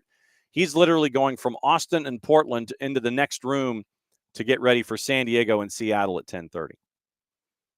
So he sleeps in, make sure he's got his Red Bull or his caffeine or whatever with him because he's going from one booth to the next. Back-to-back AVARs. So we'll keep an eye on stuff like that. Couple of matches on Sunday to look at. NYC and Minnesota United. Let me see which. I want to see which, let me see if this is actually going to be at the U12 pitch in the Bronx or if they're moving it to Queens. So when the schedule pops up, I'll be able to tell you. Nothing like clicking on buttons and not having them behave. All right, so it is on Sunday at Yankee Stadium. So it is in the Bronx. So it is a 3:10 start, 3, 5, and 7 on Sunday on Apple TV, MLS Season Pass, Sunday Night Soccer. We'll get to that one in a bit. So NYC hosting Minnesota on the U12 pitch at Yankee Stadium. Sergi Boyko, the man in the middle, Adam Garner, Gianni Facchini, Luis Diego Arroyo, the rest of your crew, your ARs, and your fourth. Timothy Ford is your VAR. So he goes from being the 9:30 VAR to catching a flight first thing in the morning to go to Yankee Stadium. Oh, actually, no, he's still VAR. So he just goes over the room. Okay, never mind. I thought he was the fourth for a second. But Timothy Ford, your VAR. Jonathan Johnson is your AVAR. So Timothy Ford gets to sleep in a little bit, but he's there for the first match for VAR on Sunday. I've got to go NYC here just on premise, just because of how difficult it is to play at Yankee Stadium. Plus 114, Minnesota United to plus 211. Your draws a plus 257 in the composite. 5 o'clock or 5:10, San Jose and DC United. And I think this was just one where the juice boxers were just like, yeah, whatever, because literally the numbers are the same, except for the draw option. In the composite, with all the juice box purveyors, NYC Minnesota odds and San Jose DC United odds are identical, plus 14 and plus 210. Draws a little bigger for San Jose and DC at a plus 266. Early afternoon start on a Sunday, DC having to travel. I can see why San Jose's a plus 114. I would lean the home team here. Sunday night soccer. Messi and friends hosting Toronto FC. It's part of your life that you won't be able to get back, but you're probably going to watch it anyway. Messi and friends a minus 256. Robin Fraser runs into the Erector Set Buzzsaw to plus 627. Draws a plus 386. San Jose's crew, Victor Rivas, Jeremy Kiso, Stephen McGonigal, Joe Dickerson is your fourth, David Barry is your VAR, and Matthew Rodman is your AVAR. Rubiel Vasquez, the man in the middle, with Jeremy Hansen, Mike Nickerson, and Chris Penso, Daniel Radford, Jonathan Johnson. So Jonathan Johnson goes from the 3 o'clock game at Yankee Stadium to get a game off to go to the Erector Set game as the AVAR in Dallas. Vasquez, Jeremy Hansen, Mike Nickerson, Chris Penso, Daniel Radford, Jonathan Johnson. So those are your matchups with your teams there. But once again, Miami minus 256 in this one. Going over the standings just so we've got the foreknowledge going into the weekend. In the East, Miami 5 matches, 13 points. Philadelphia, Columbus, both 12 points out of the blocks in 6. Philadelphia's got the better goal difference by 1. Of course, we're 6 matches into a 34-match schedule. Chicago at 11 points. Charlotte, Nashville, Orlando, each with 10. Cincinnati with 10. That's 5, 6, 7, 8. Charlotte has more goals scored, 1, than Nashville, and they're equal on goal difference. Orlando is 3rd in goal difference. Cincinnati is 4th with a minus. Red Bulls right now at 8 points, along with NYC, FC, and Atlanta. Everybody's at 2, 2, and 2. Goal difference means Red Bulls, NYC, and Atlanta United in that order. That gets you to 12. 6 points, 6 matches for DC. New England with their win last time out. First win of the year. 4 points ahead of Toronto and Montreal. Toronto and Montreal, by the way, 0-4 and 2. Toronto has scored 6, given up 12. Montreal has scored 3, given up 10. Western Conference, Vancouver's on the top through 6 matches at 13 points. Austin FC is at 12. San Diego, Minnesota, Colorado, each at 3, 1, and 2. Goal difference means San Diego, Minnesota, Colorado.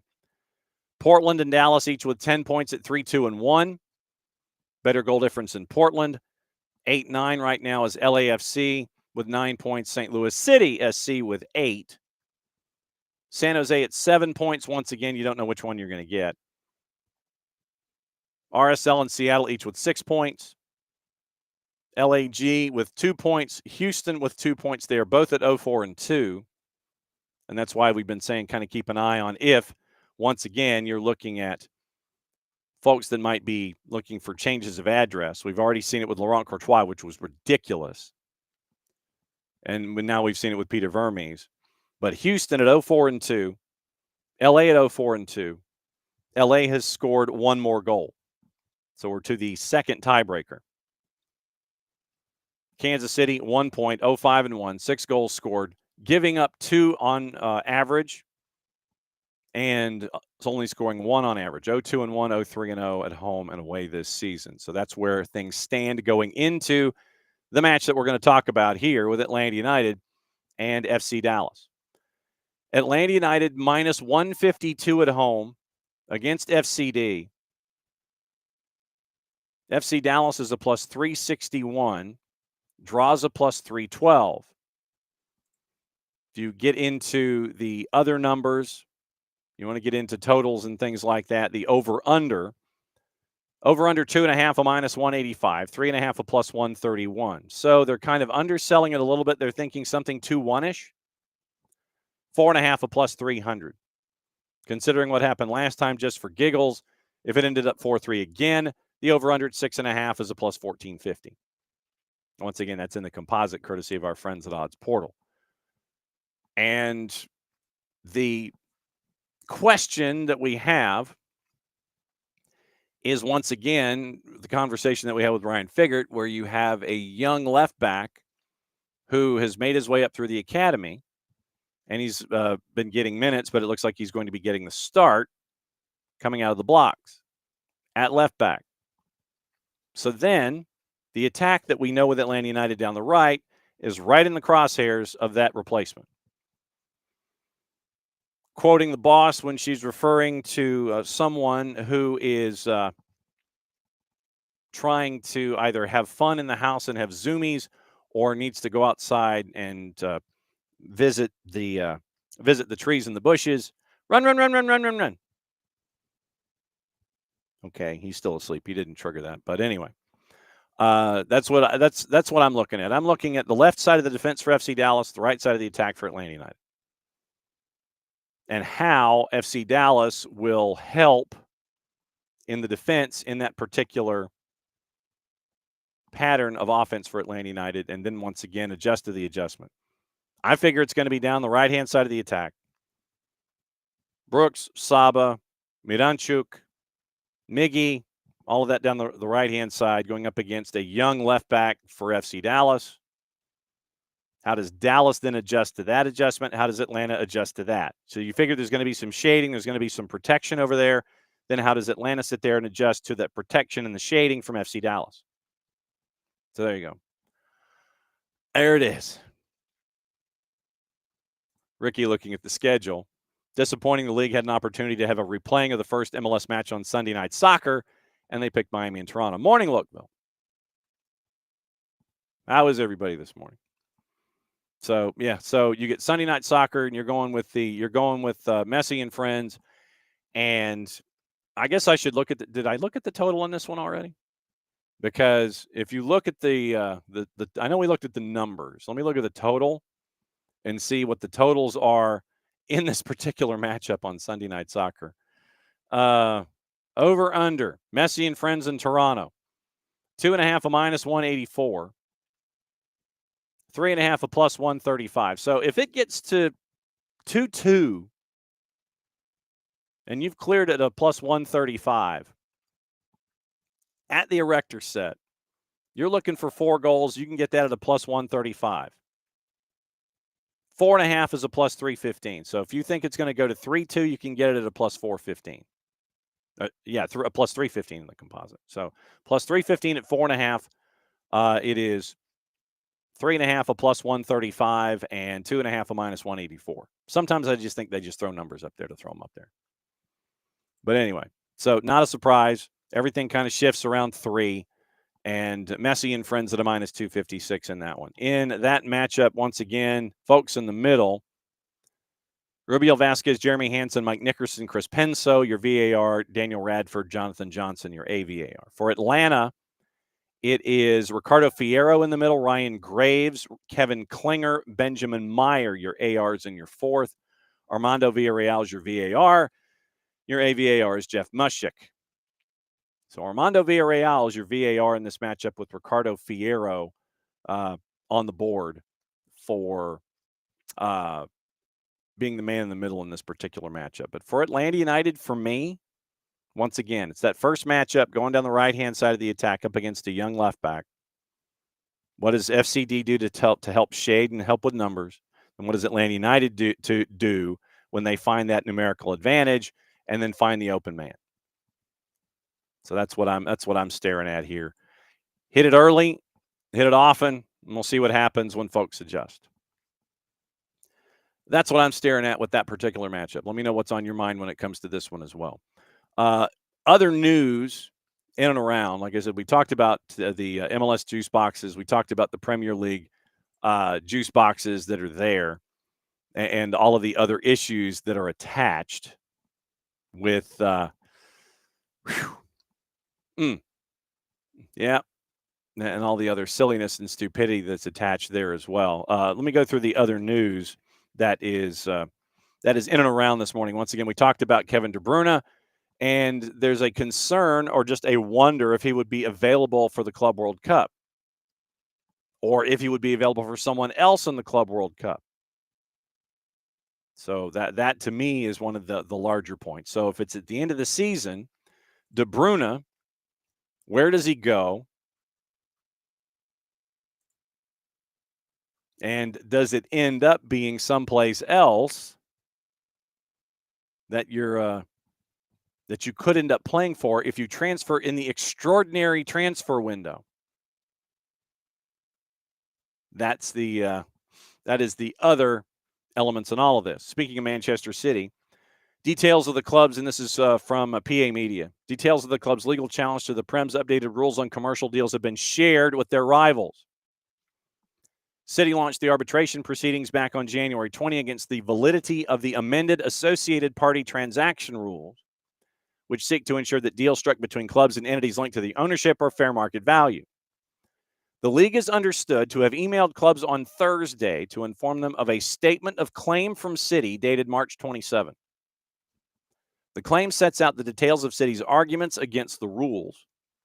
The Times reports that it criticizes the Premier League's treatment of shareholder loans under the new APT rules, saying that it is, quote, distorting economic competition between clubs. Times reports claims names Arsenal, Brighton, Everton, and Leicester of clubs who have had an unfair advantage as a result of how shareholder loans have been treated. APT rules originally introduced back in December 21 following the Saudi takeover of Newcastle. Rules successfully challenged by City last year. A tribunal found them unlawful on multiple grounds, the rules, not City, including the fact that they excluded shareholder loans from fair market value assessments. Premier League consulted with clubs on amendments, 16 teams voting on favor of the amended rules at a meeting last November. City launched a challenge to the amended rules. Statement of claim on Thursday linked to the challenge. City and the Premier League have declined comment. And so that's where we are with Manchester City. In the sport's highest court, and I guess this is technically breaking news. It's going to hold fast-track appeals next month as Leon tries to overturn the FIFA decision to expel them from the Club World Cup. CAS has said that Leon and Pachuca have separately filed appeals against FIFA's ruling that barred Leon from the Club World Cup because the clubs have the same owner. Club Leon has filed, and this is the quote from the court, Club Leon filed an additional appeal against the decision by the FIFA Secretary General to be reinstated in the competition. No target was given for a verdict in the case. FIFA revealed plans this week for the one-game qualification playoff between LAFC and Club America if the ruling is upheld by CAS. Alajuelense once again still arguing their case that they should be Team 32. Case is being heard on appeal April 23rd in Madrid, though it is listed by The Guardian that its importance is secondary to the Leon appeal. Leon included by FIFA in the tournament draw in December, despite the pending multi-club ownership issue, drawn in with a group of Chelsea, Esperance of Tunisia, and Flamengo. Whichever club wins the spot opens the tournament with a game against Chelsea in Atlanta. So I guess you know what that means. I guess that means we should probably check Ticketmaster and find out what the Club World Cup tickets are going for, and if things have changed or if they're any different. Once again, sliding down into it was promoted. I was wondering why a Jim Gaffigan event was in the Club World Cup section. So we'll see what happens here. Once again, finding tickets for the opener right now listed as Chelsea and Club Leon. Yes, I agree. And so get-in price still at $83.65. So that has not changed, even though we're still trying to figure out who the opponent may or may not be. Let's bring in Jason here with 20 minutes to go. How much time we got you, partner? As much time as you need. Okay. We'll go through the end of the show here. When you look at, I guess the first thing is the news about Dominic Chong-Qui. Dominic Chong-Qui gets his deal, and once again, left back U is showing up for Atlanta United, another contract. Crazy. George Bello, Caleb Wiley, and now Dominic Chong-Qui in a team that is in its 9th season, has already produced 3 youth internationals for the U.S. and 3 players out of your academy in the same position. And it's not like, there's something in the water about playing left back in Atlanta. It's a position. It's actually kind of hard to develop. It's crazy. It's very, very cool. It's awesome for Dom, a player that, I remember seeing with the U6 teams when they won a national championship, and he jumped off the screen watching those games and their run to that MLS Next tournament title. And then last year, you start to see him around the twos earlier in the year, and you never know. And sometimes, everybody's on different pathways. Sometimes guys make that connection really quick. Sometimes guys are able to handle it physically, but maybe not emotionally. Sometimes guys have the composure and the technical skill, but don't handle the physicality well. I think Dom is one of those guys that has been able to combine all of it. And once he kicked in the door with the twos last year, came off the bench a couple of times, was impactful every time he got on the field. Once he started to do that, he took the job and he never gave it back. And then this preseason, look, it's another opportunity. He signed to a pro deal in the offseason with the homegrown kicking in next year. And with the injury to Pedro Amador in preseason, Dom gets a lot of playing time. And he just fits right in. That's the thing is you see him play with the first team in preseason, and Ronnie Dyla talked about it all preseason. He just looks like he belongs. And it's something that Steve Cook mentioned last season consistently. When he went up the next rung in the ladder, he didn't look overwhelmed, and he adjusted and adapted really well, really quickly. And it was kind of a matter of time, with Pedro being a little bit slower to get back into the flow of things this season. Dom kept getting opportunities, and he kept doing everything that he could with them. And look, people can say whatever they want about last week. He made a mistake. He's a young player making his first start. Team gets punished for it. It happens. He was very good before that. He was not the Dom that we've seen with the twos and the academy, in that it's his first start. He's figuring it out, the pace of the game. He wasn't prepared to start, all the different things that happen with that. But that moment is a moment, and it's one that I think back to Caleb Wiley made that kind of a mistake in the Red Bulls game during 2022. And Gonzalo Pineda said he's going to be better off for making that mistake now than making it at 21, at 22 years old. Dom's going to be the same way. So I thought the fact that he spoke to the media afterwards says a lot about who he is and his confidence level and what he's going to be. And that was maybe what impressed me the most so far about Dominic Chong-Qui is on a night like that, with the mistake that he made, he didn't run and hide. He spoke to the media, and that says a lot about his character. I was really impressed. 57 minutes, 2 total tackles. It was winning 2 duels on the day on the ground, 32 touches, 69% passing. And then Matthew Edwards comes in and runs the other 33 minutes. And so now Matthew Edwards is, I think, one position away from filling out the bingo card on the back line this year, and Matt continues to impress. Yeah, he's played, all across the back line. He hasn't played on either side of center back, but he's played right back, he's played center back, he's played left back. He came up as a 6, so maybe we see him as a 6 at some point. You're really lucky with the guys that you're developing out of the academy.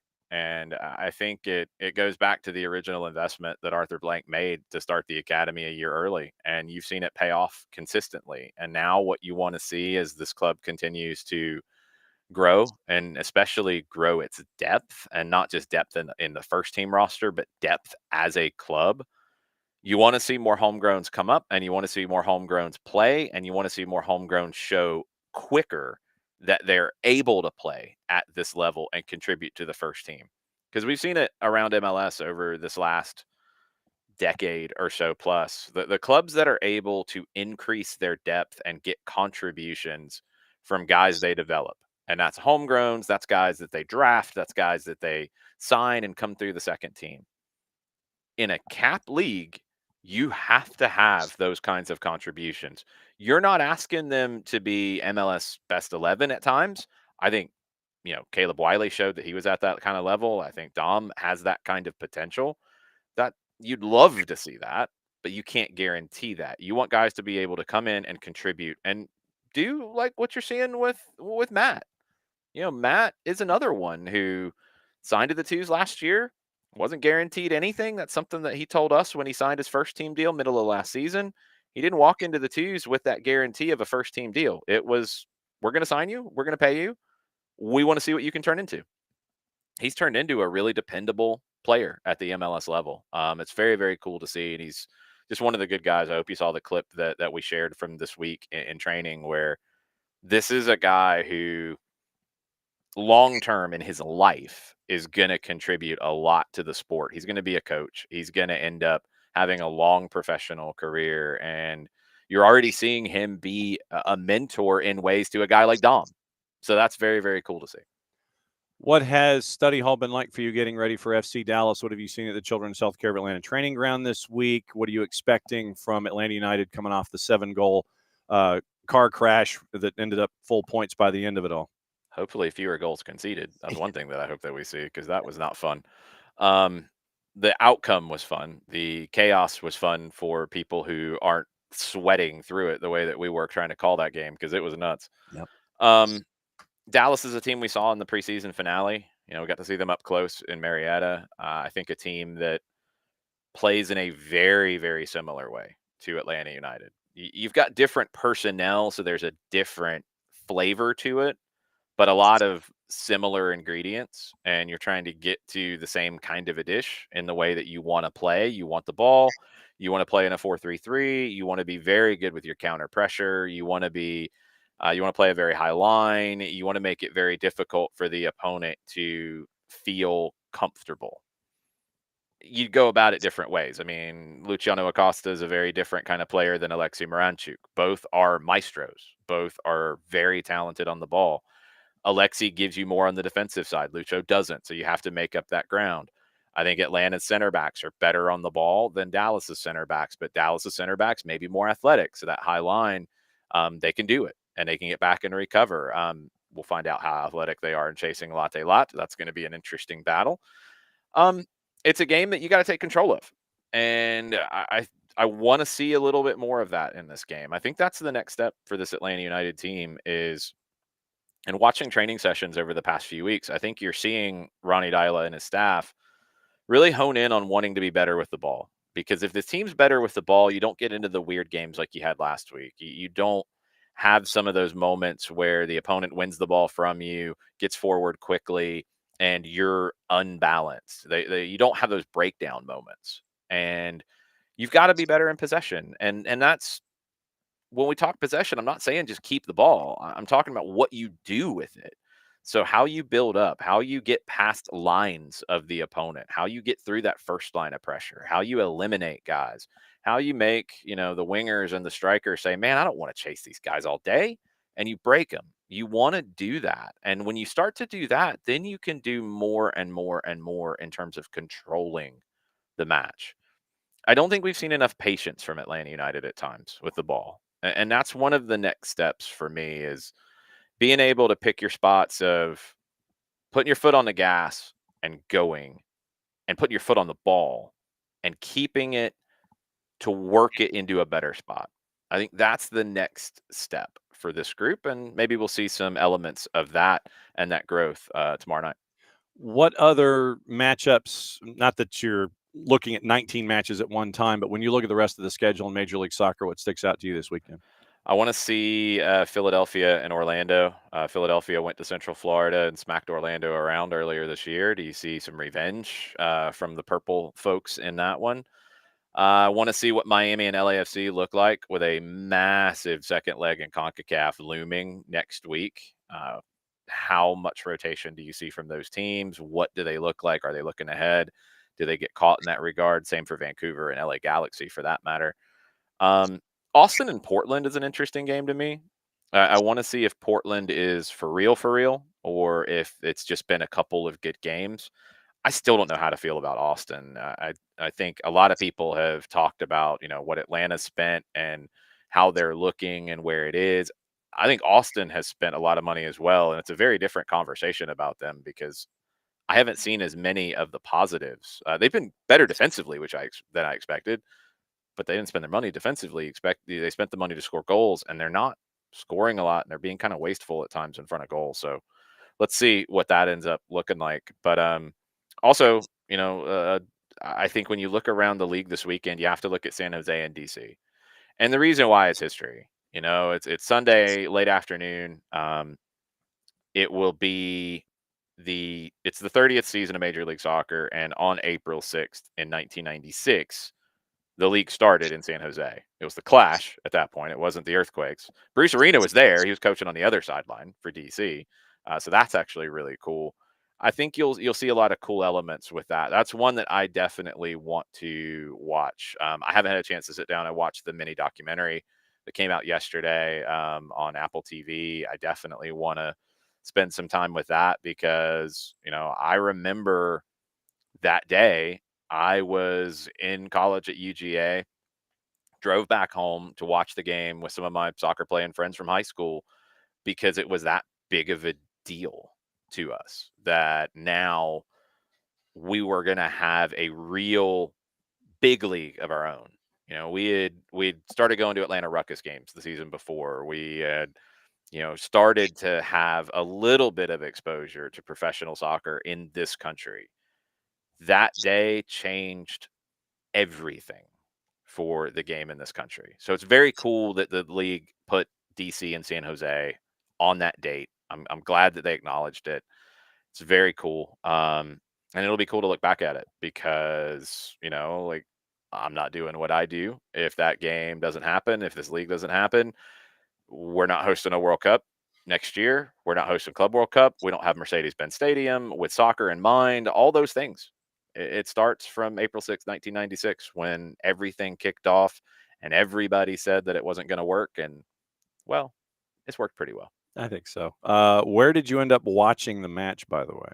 Oh, at home. Just watched it at home. Okay. Just had friends over and watched it at my parents' house in Stockbridge.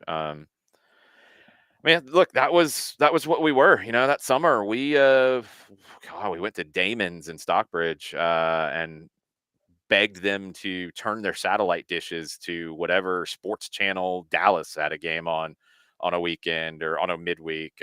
We got to know all the satellite coordinates and all the different regional sports networks that Damon's could pick up, and we'd beg them to put it on one of the big TVs and watch games. And they hated to see us coming.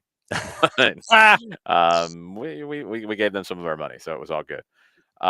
It's been cool to see it grow. I mean, you think back to that and you always have these flashbacks of how things were, and you get thrown back into a moment. That will be one that I will definitely remember sitting and watching that game and being so excited to see teams representing U.S. cities in a stadium that was full with national team players playing, and what you dreamed that it could be, and it surpassed every single bit of it. Yes, Damon's a place for ribs, David. Damon's was great. Yeah. Damon's had it was the first gigantic sports bar-ish kind of thing. Like in Atlanta, I mean, we were on the south side of town. In Atlanta, you had Jocks and Jills at that point. But you didn't have the gigantic screens that Damon's had. I mean, I think most of them had the same kind of format. Like the one in Stockbridge had 4 giant screens, and you had a little audio box at your table, and you could pick which screen you wanted the audio from. Like that was amazing in 1996. You're like, what is this technology? This is unbelievable. Yeah. It was cool. Yeah, and the food was pretty good. It was pretty good. Yeah, I spent a lot of time at the Damon's at Underground Yeah. doing the same exact thing. Did they have the 4 giant screens at Underground? Yes. Okay. We had the dial where you could, Yeah. change it to wherever you wanted to. And yeah, we were hounding the folks at Damon's Underground trying to get things watched on the satellite that everybody else was looking at us like, what are you? We're like, weird? here's the satellite coordinates. You're showing 2 games on different screens. Put the game on this one. What is this league? What are you talking about? Like, no, just please. Absolutely true. Yeah. We got the twos this weekend after Atlanta United and FC Dallas. It's Messi and Friends 2 coming to the Fraction on Sunday night. Messi and Friends 2 is not coming. Messi will not be there. He is not sending his kids. He's not sending anybody from Messi land. Maybe his bodyguard can come since he's banned from games these days. Have him on the sidelines at Kennesaw. That'd be great. Yeah, it's not I don't know. It's not a good look when the bodyguard is doing media. Don't you normally want to be low profile in that situation? Yeah, you kind of do. Just saying. That seems weird. It's all seemed weird. I've kind of stayed away from that whole story because of that. But no, it's the twos have had a couple of good results, but haven't gotten enough to show for it with 2-2 draws the last 2 times out. And there were a lot of good things in the game last time against Chattanooga. Potential to see some first team guys again who aren't getting time now that you're getting more guys healthy. I think you'll see, guys like Cayman Togashi or Jamal TRA get runouts with the twos. And then look, that means Rodrigo Neri is going to have to produce from the bench or produce in more limited minutes. And he did against Chattanooga with a couple of good goals. I thought Cooper Sanchez playing next to Will Riley, that was very good for Cooper and good step in his development. You'll get some of the academy guys back in the mix. Had a chance to see a little bit of training yesterday. Braden Dunham, who's got off to a great start this season. He was back training with the group. John O'Ransom in goal. I think we'll see him get some games a little bit this summer as you rotate guys around. But yeah, looking forward to it as always. I mean, if you're excited about the Dominic Chongqui news, you should be paying attention to the twos because you'll see the next Doms, the next Rileys, the next Brennan's. You might see Brennan in this one. You'll see those next guys coming through this Atlanta United 2 team. And I like the look so far of this team. You just want to see it come together and get some wins and get 3 points instead of 1 and going into a shootout for a second. You mentioned Chattanooga FC. I can't let you go without talking about Open Cup and the magic of said Open Cup and the absolute craziness of this past go round. We now have the round 3 matchups. We talked about them at the beginning, but 12,000 showed up at Fort Finley for Chattanooga Red Wolves and Chattanooga FC. El Farolito with an upset. What'd you think about round 2? It was fun. I mean, the Chattanooga match was a lot of fun to watch. You're talking about something that we hadn't seen yet and something that one side of it has fought against from day one, and the other, I think, is just kind of doing their own thing. It's been very funny to see how people feel about it and very funny to see what's the socially acceptable way to feel about things when you talk about this matchup, which is if you know more of the deep dive behind the scenes, maybe those things change. I don't know. Red Wolves won. Look, you can be romantic about everything as much as you want. It was a great crowd, and full credit to Chattanooga FC for that. Finley Stadium's a great place to watch a game. I've seen a ton of them there. I've seen a ton of Chattanooga FC games. I've been on the opposing side of a lot of those games, seeing Chattanooga play. This is a club that has done a lot of really special things, and they created a market that was desirable enough for somebody else to come in and want to start a team. That's a credit to Chattanooga FC. Open market and building markets to build the game. You want to see that, and the best teams are going to survive. And I think in these situations, and I think at times people run from this too much, these are the moments that take it to another level. And yes, a city like Chattanooga can support two teams at this level. Neither one is going to be at a first division level in terms of, and I know USL and I know promotion relegation and I know all these things. They're not going to be at a first division level of business in terms of revenue and potential loss of revenue of having another team in their city as an Atlanta United, as an LA Galaxy, as an LAFC. Chattanooga is not as big of a market. So the dollars and cents are going to look different no matter what the certificate on the wall says in terms of the level you're playing at. You can support two teams. And especially the way that it's set up. You've got what the Chattanooga Red Wolves have built in East Ridge, literally built it. They built the stadium. It's a great stadium to see games. We've been there. Really enjoy what they've built in a separate area of that metro. Chattanooga FC playing at Finley Stadium, a stadium built for Tennessee Chattanooga, a stadium built to host 1AA football championship games, which they've got plaques on the wall. A stadium that is a great asset to the city. I love that you have both, and I love that you had both represented on this night. You had a lot of Red Wolves fans there. You had a lot more Chattanooga FC fans there. It's one of the biggest attendances that Chattanooga FC's ever had, one of their biggest attendances they've had in a long time. And you got a great spectacle. And you got all the stuff in the shenanigans afterwards, and it's great, like that stuff's fun. It didn't get out of hand. It didn't get ridiculous. It's good that you had friction. It's good that you had fans running on the field waving flags. And I mean, you can't literally plant a flag on a turf field, by the way. Like that doesn't happen. But the symbolism of it, you had fans run out there and nobody did anything. And you had Red Wolves players run out there with a flag, and everybody wants to push and shove and make their statements and do their thing and all that. And it is what it is. One team's moving on and one team's not. And frankly, like when you start to get really down to the soccer element of it, I think at times, and this is something that I really, really stress, and I get a little frustrated in the grassroots side of the game, in that we get so hung up on being trendy or being what some people say is cool, or having a great logo, or having a great t-shirt, or having a great slogan, or doing cool social media. I get it. All that part, it's an element of branding. It's very important. You got to win. You got to win games.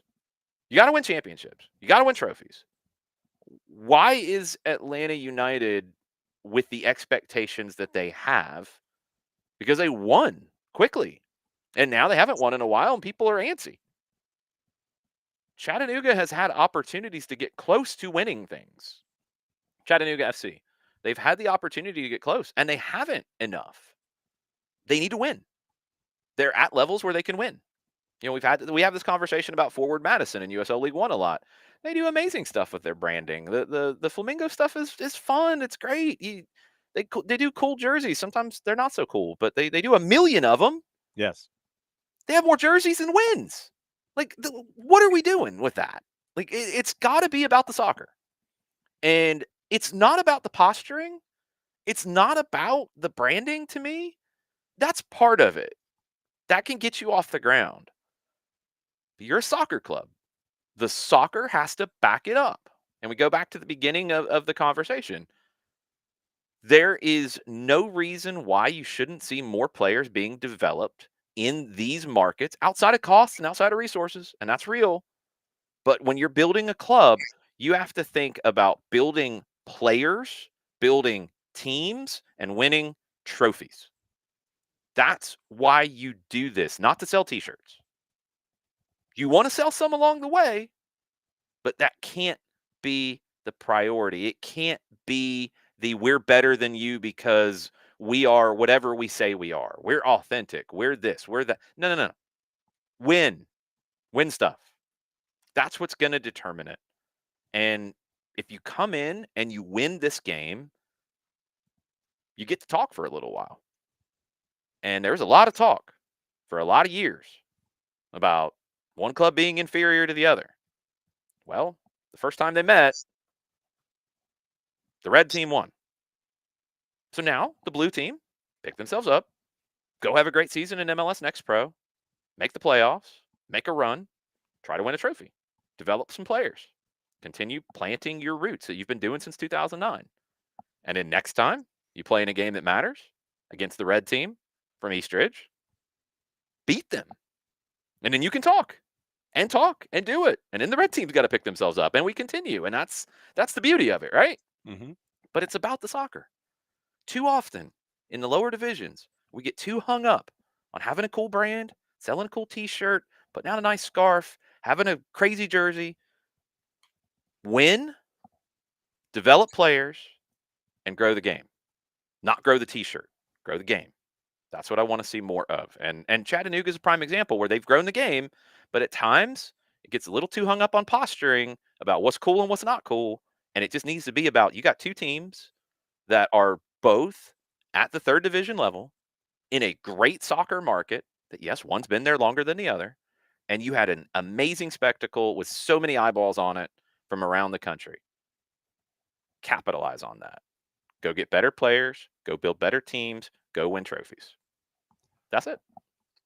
Our weekend starts later today, as a matter of fact, when it comes to it never stops, that's John. True. That's weekend is week. It's all the same at this point. Yes. My weekend already started. I've already been to the Bends and back. That's true. You were there for you were doing some really cool stuff with the Premier League side. Yeah. I met a mascot. Literally, we got pictures to prove it. Okay. There's a mascot. Now the SDH Network and 92.9 The Game.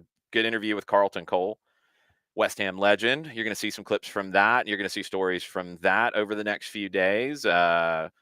Network member Sophia Cupertino, Nick Alifi, also working with that. You'll see their handiwork throughout the weekend as well. Really cool to see West Ham coming to pay us a visit. A lot of people are coming to pay us a visit over the next few years, with a World Cup coming, with a Club World Cup coming, with Premier League Summer Series coming. Just like what Chattanooga is building and being a great soccer town in the United States. And no offense to Chattanooga, I'm not saying that in a derogatory way. Please don't do it. Atlanta's bigger. It just is. Yeah. But Chattanooga has shown that you can build a lot of really cool things in soccer in the Southeast. And Atlanta has done the same. Different scale, but yes. So Atlanta is going to get a lot of visits, and I think Chattanooga is going to get a lot of visits off of that too. Just like I think Dalton's going to get a lot of visits, and Gainesville is going to get a lot of visits, and Greenville is going to benefit from it. You got Ronaldinho hanging out in Greenville. I mean, come on, these things are cool.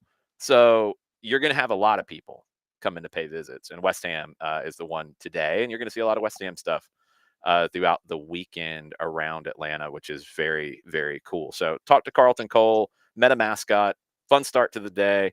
Going to Marist, what's funny is one of the first places that soccer was ever played in this city was at the original Marist school downtown. Yeah. Go way back to, I believe, 1907. Yeah. One of the first places was at the Marist school. So they've moved their campus, and we're going to the new campus, and it's a place that I played back in my career in high school. And we're going to see one of the oldest rivalries in high school soccer in Atlanta with St. Pius visiting Marist. We're doing a doubleheader tonight. You'll hear John Nelson. You'll hear Madison Cruz on the call for both of those games. I will be there contributing as well. Then we got Academy tomorrow morning. Myself and Joe Freihofer will have the U18 game as Atlanta hosts Inter Miami. And then Madison and Jarrett Smith will have the U16 game at noon. Make our way down to the Bends. Yep. 6:30 pregame show. Abe Gordon, Madison Cruz at 6:30. You will hear myself and Mike Conti for the game, and you'll hear us with Garth Lagerway just before 7 o'clock. 92.9 The Game, Odyssey app. Full-time report, you'll hear John and Abe and who knows what else, depending on what happens. Hopefully not 7 goals unless they're all for Atlanta in this one. Yeah. I might not have a voice if we have 7 goals. That's dangerous. And then we go to Kennesaw on Sunday for Atlanta and Miami. Mm-hmm. It is the spring of soccer, which will turn into the summer of soccer, It's just the nonstop of soccer. Like, it's just, forget it. We're around the corner from everywhere at all times. That's the nonstop of soccer. The nonstop of soccer. That's the SDH network. That's soccer in this region, and it's a lot of fun, if not tiring, at the same time. That too. Thank you, partner, and I'll catch up with you offline a little bit. We're going to have a catch up with coaches, and then I'll see you later. Sorry, not sorry for anybody I offended with my statements today. There you go. All right. Thank you, partner. Bye. There goes Jason. So it's a chance to wrap things up here, as we always do at the end of the week. Once again, he laid it all out for you as to what the week is and what the weekend's going to be. And I told you what it's going to be like starting next week. With Monday, we got a match, Fort Payne and Coahulla Creek. Tuesday, Drew Dickinson has West Forsyth and River Ridge, both matches up at River Ridge. Wednesday, Jason's hosting SDHAM. Tuesday, soccer's in session. We're going to have Kai Uchimura on, the head coach from Druid Hills, on the girls' side. Then coming back Thursday, it'll be our first road match of the year with Atlanta United 2 and Philadelphia Union 2. And then next Friday, we've got a high school doubleheader that we have earmarked, and we're just waiting to hear approvals on that. So that's another week of SDH. Thanks for coming by, as you always do.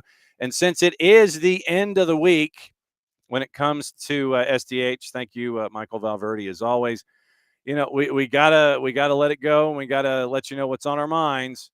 Play it safe, everybody. We'll see you around the world this weekend. Enjoy your time. Enjoy each other. Mucha plata, y'all. Play it safe. It's the end of the show on a Friday, which means we get to do this. The war was on.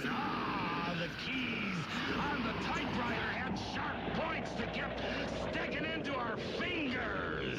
The dictating equipment started asking us questions, and our beepers sent electric shocks just through our body like a cattle prod. Out in the warehouse, the trucks kept banging into the docks, not even thinking about stopping. Oh, our frail bodies were strapped to the chairs, and our chairs were chained to the desks.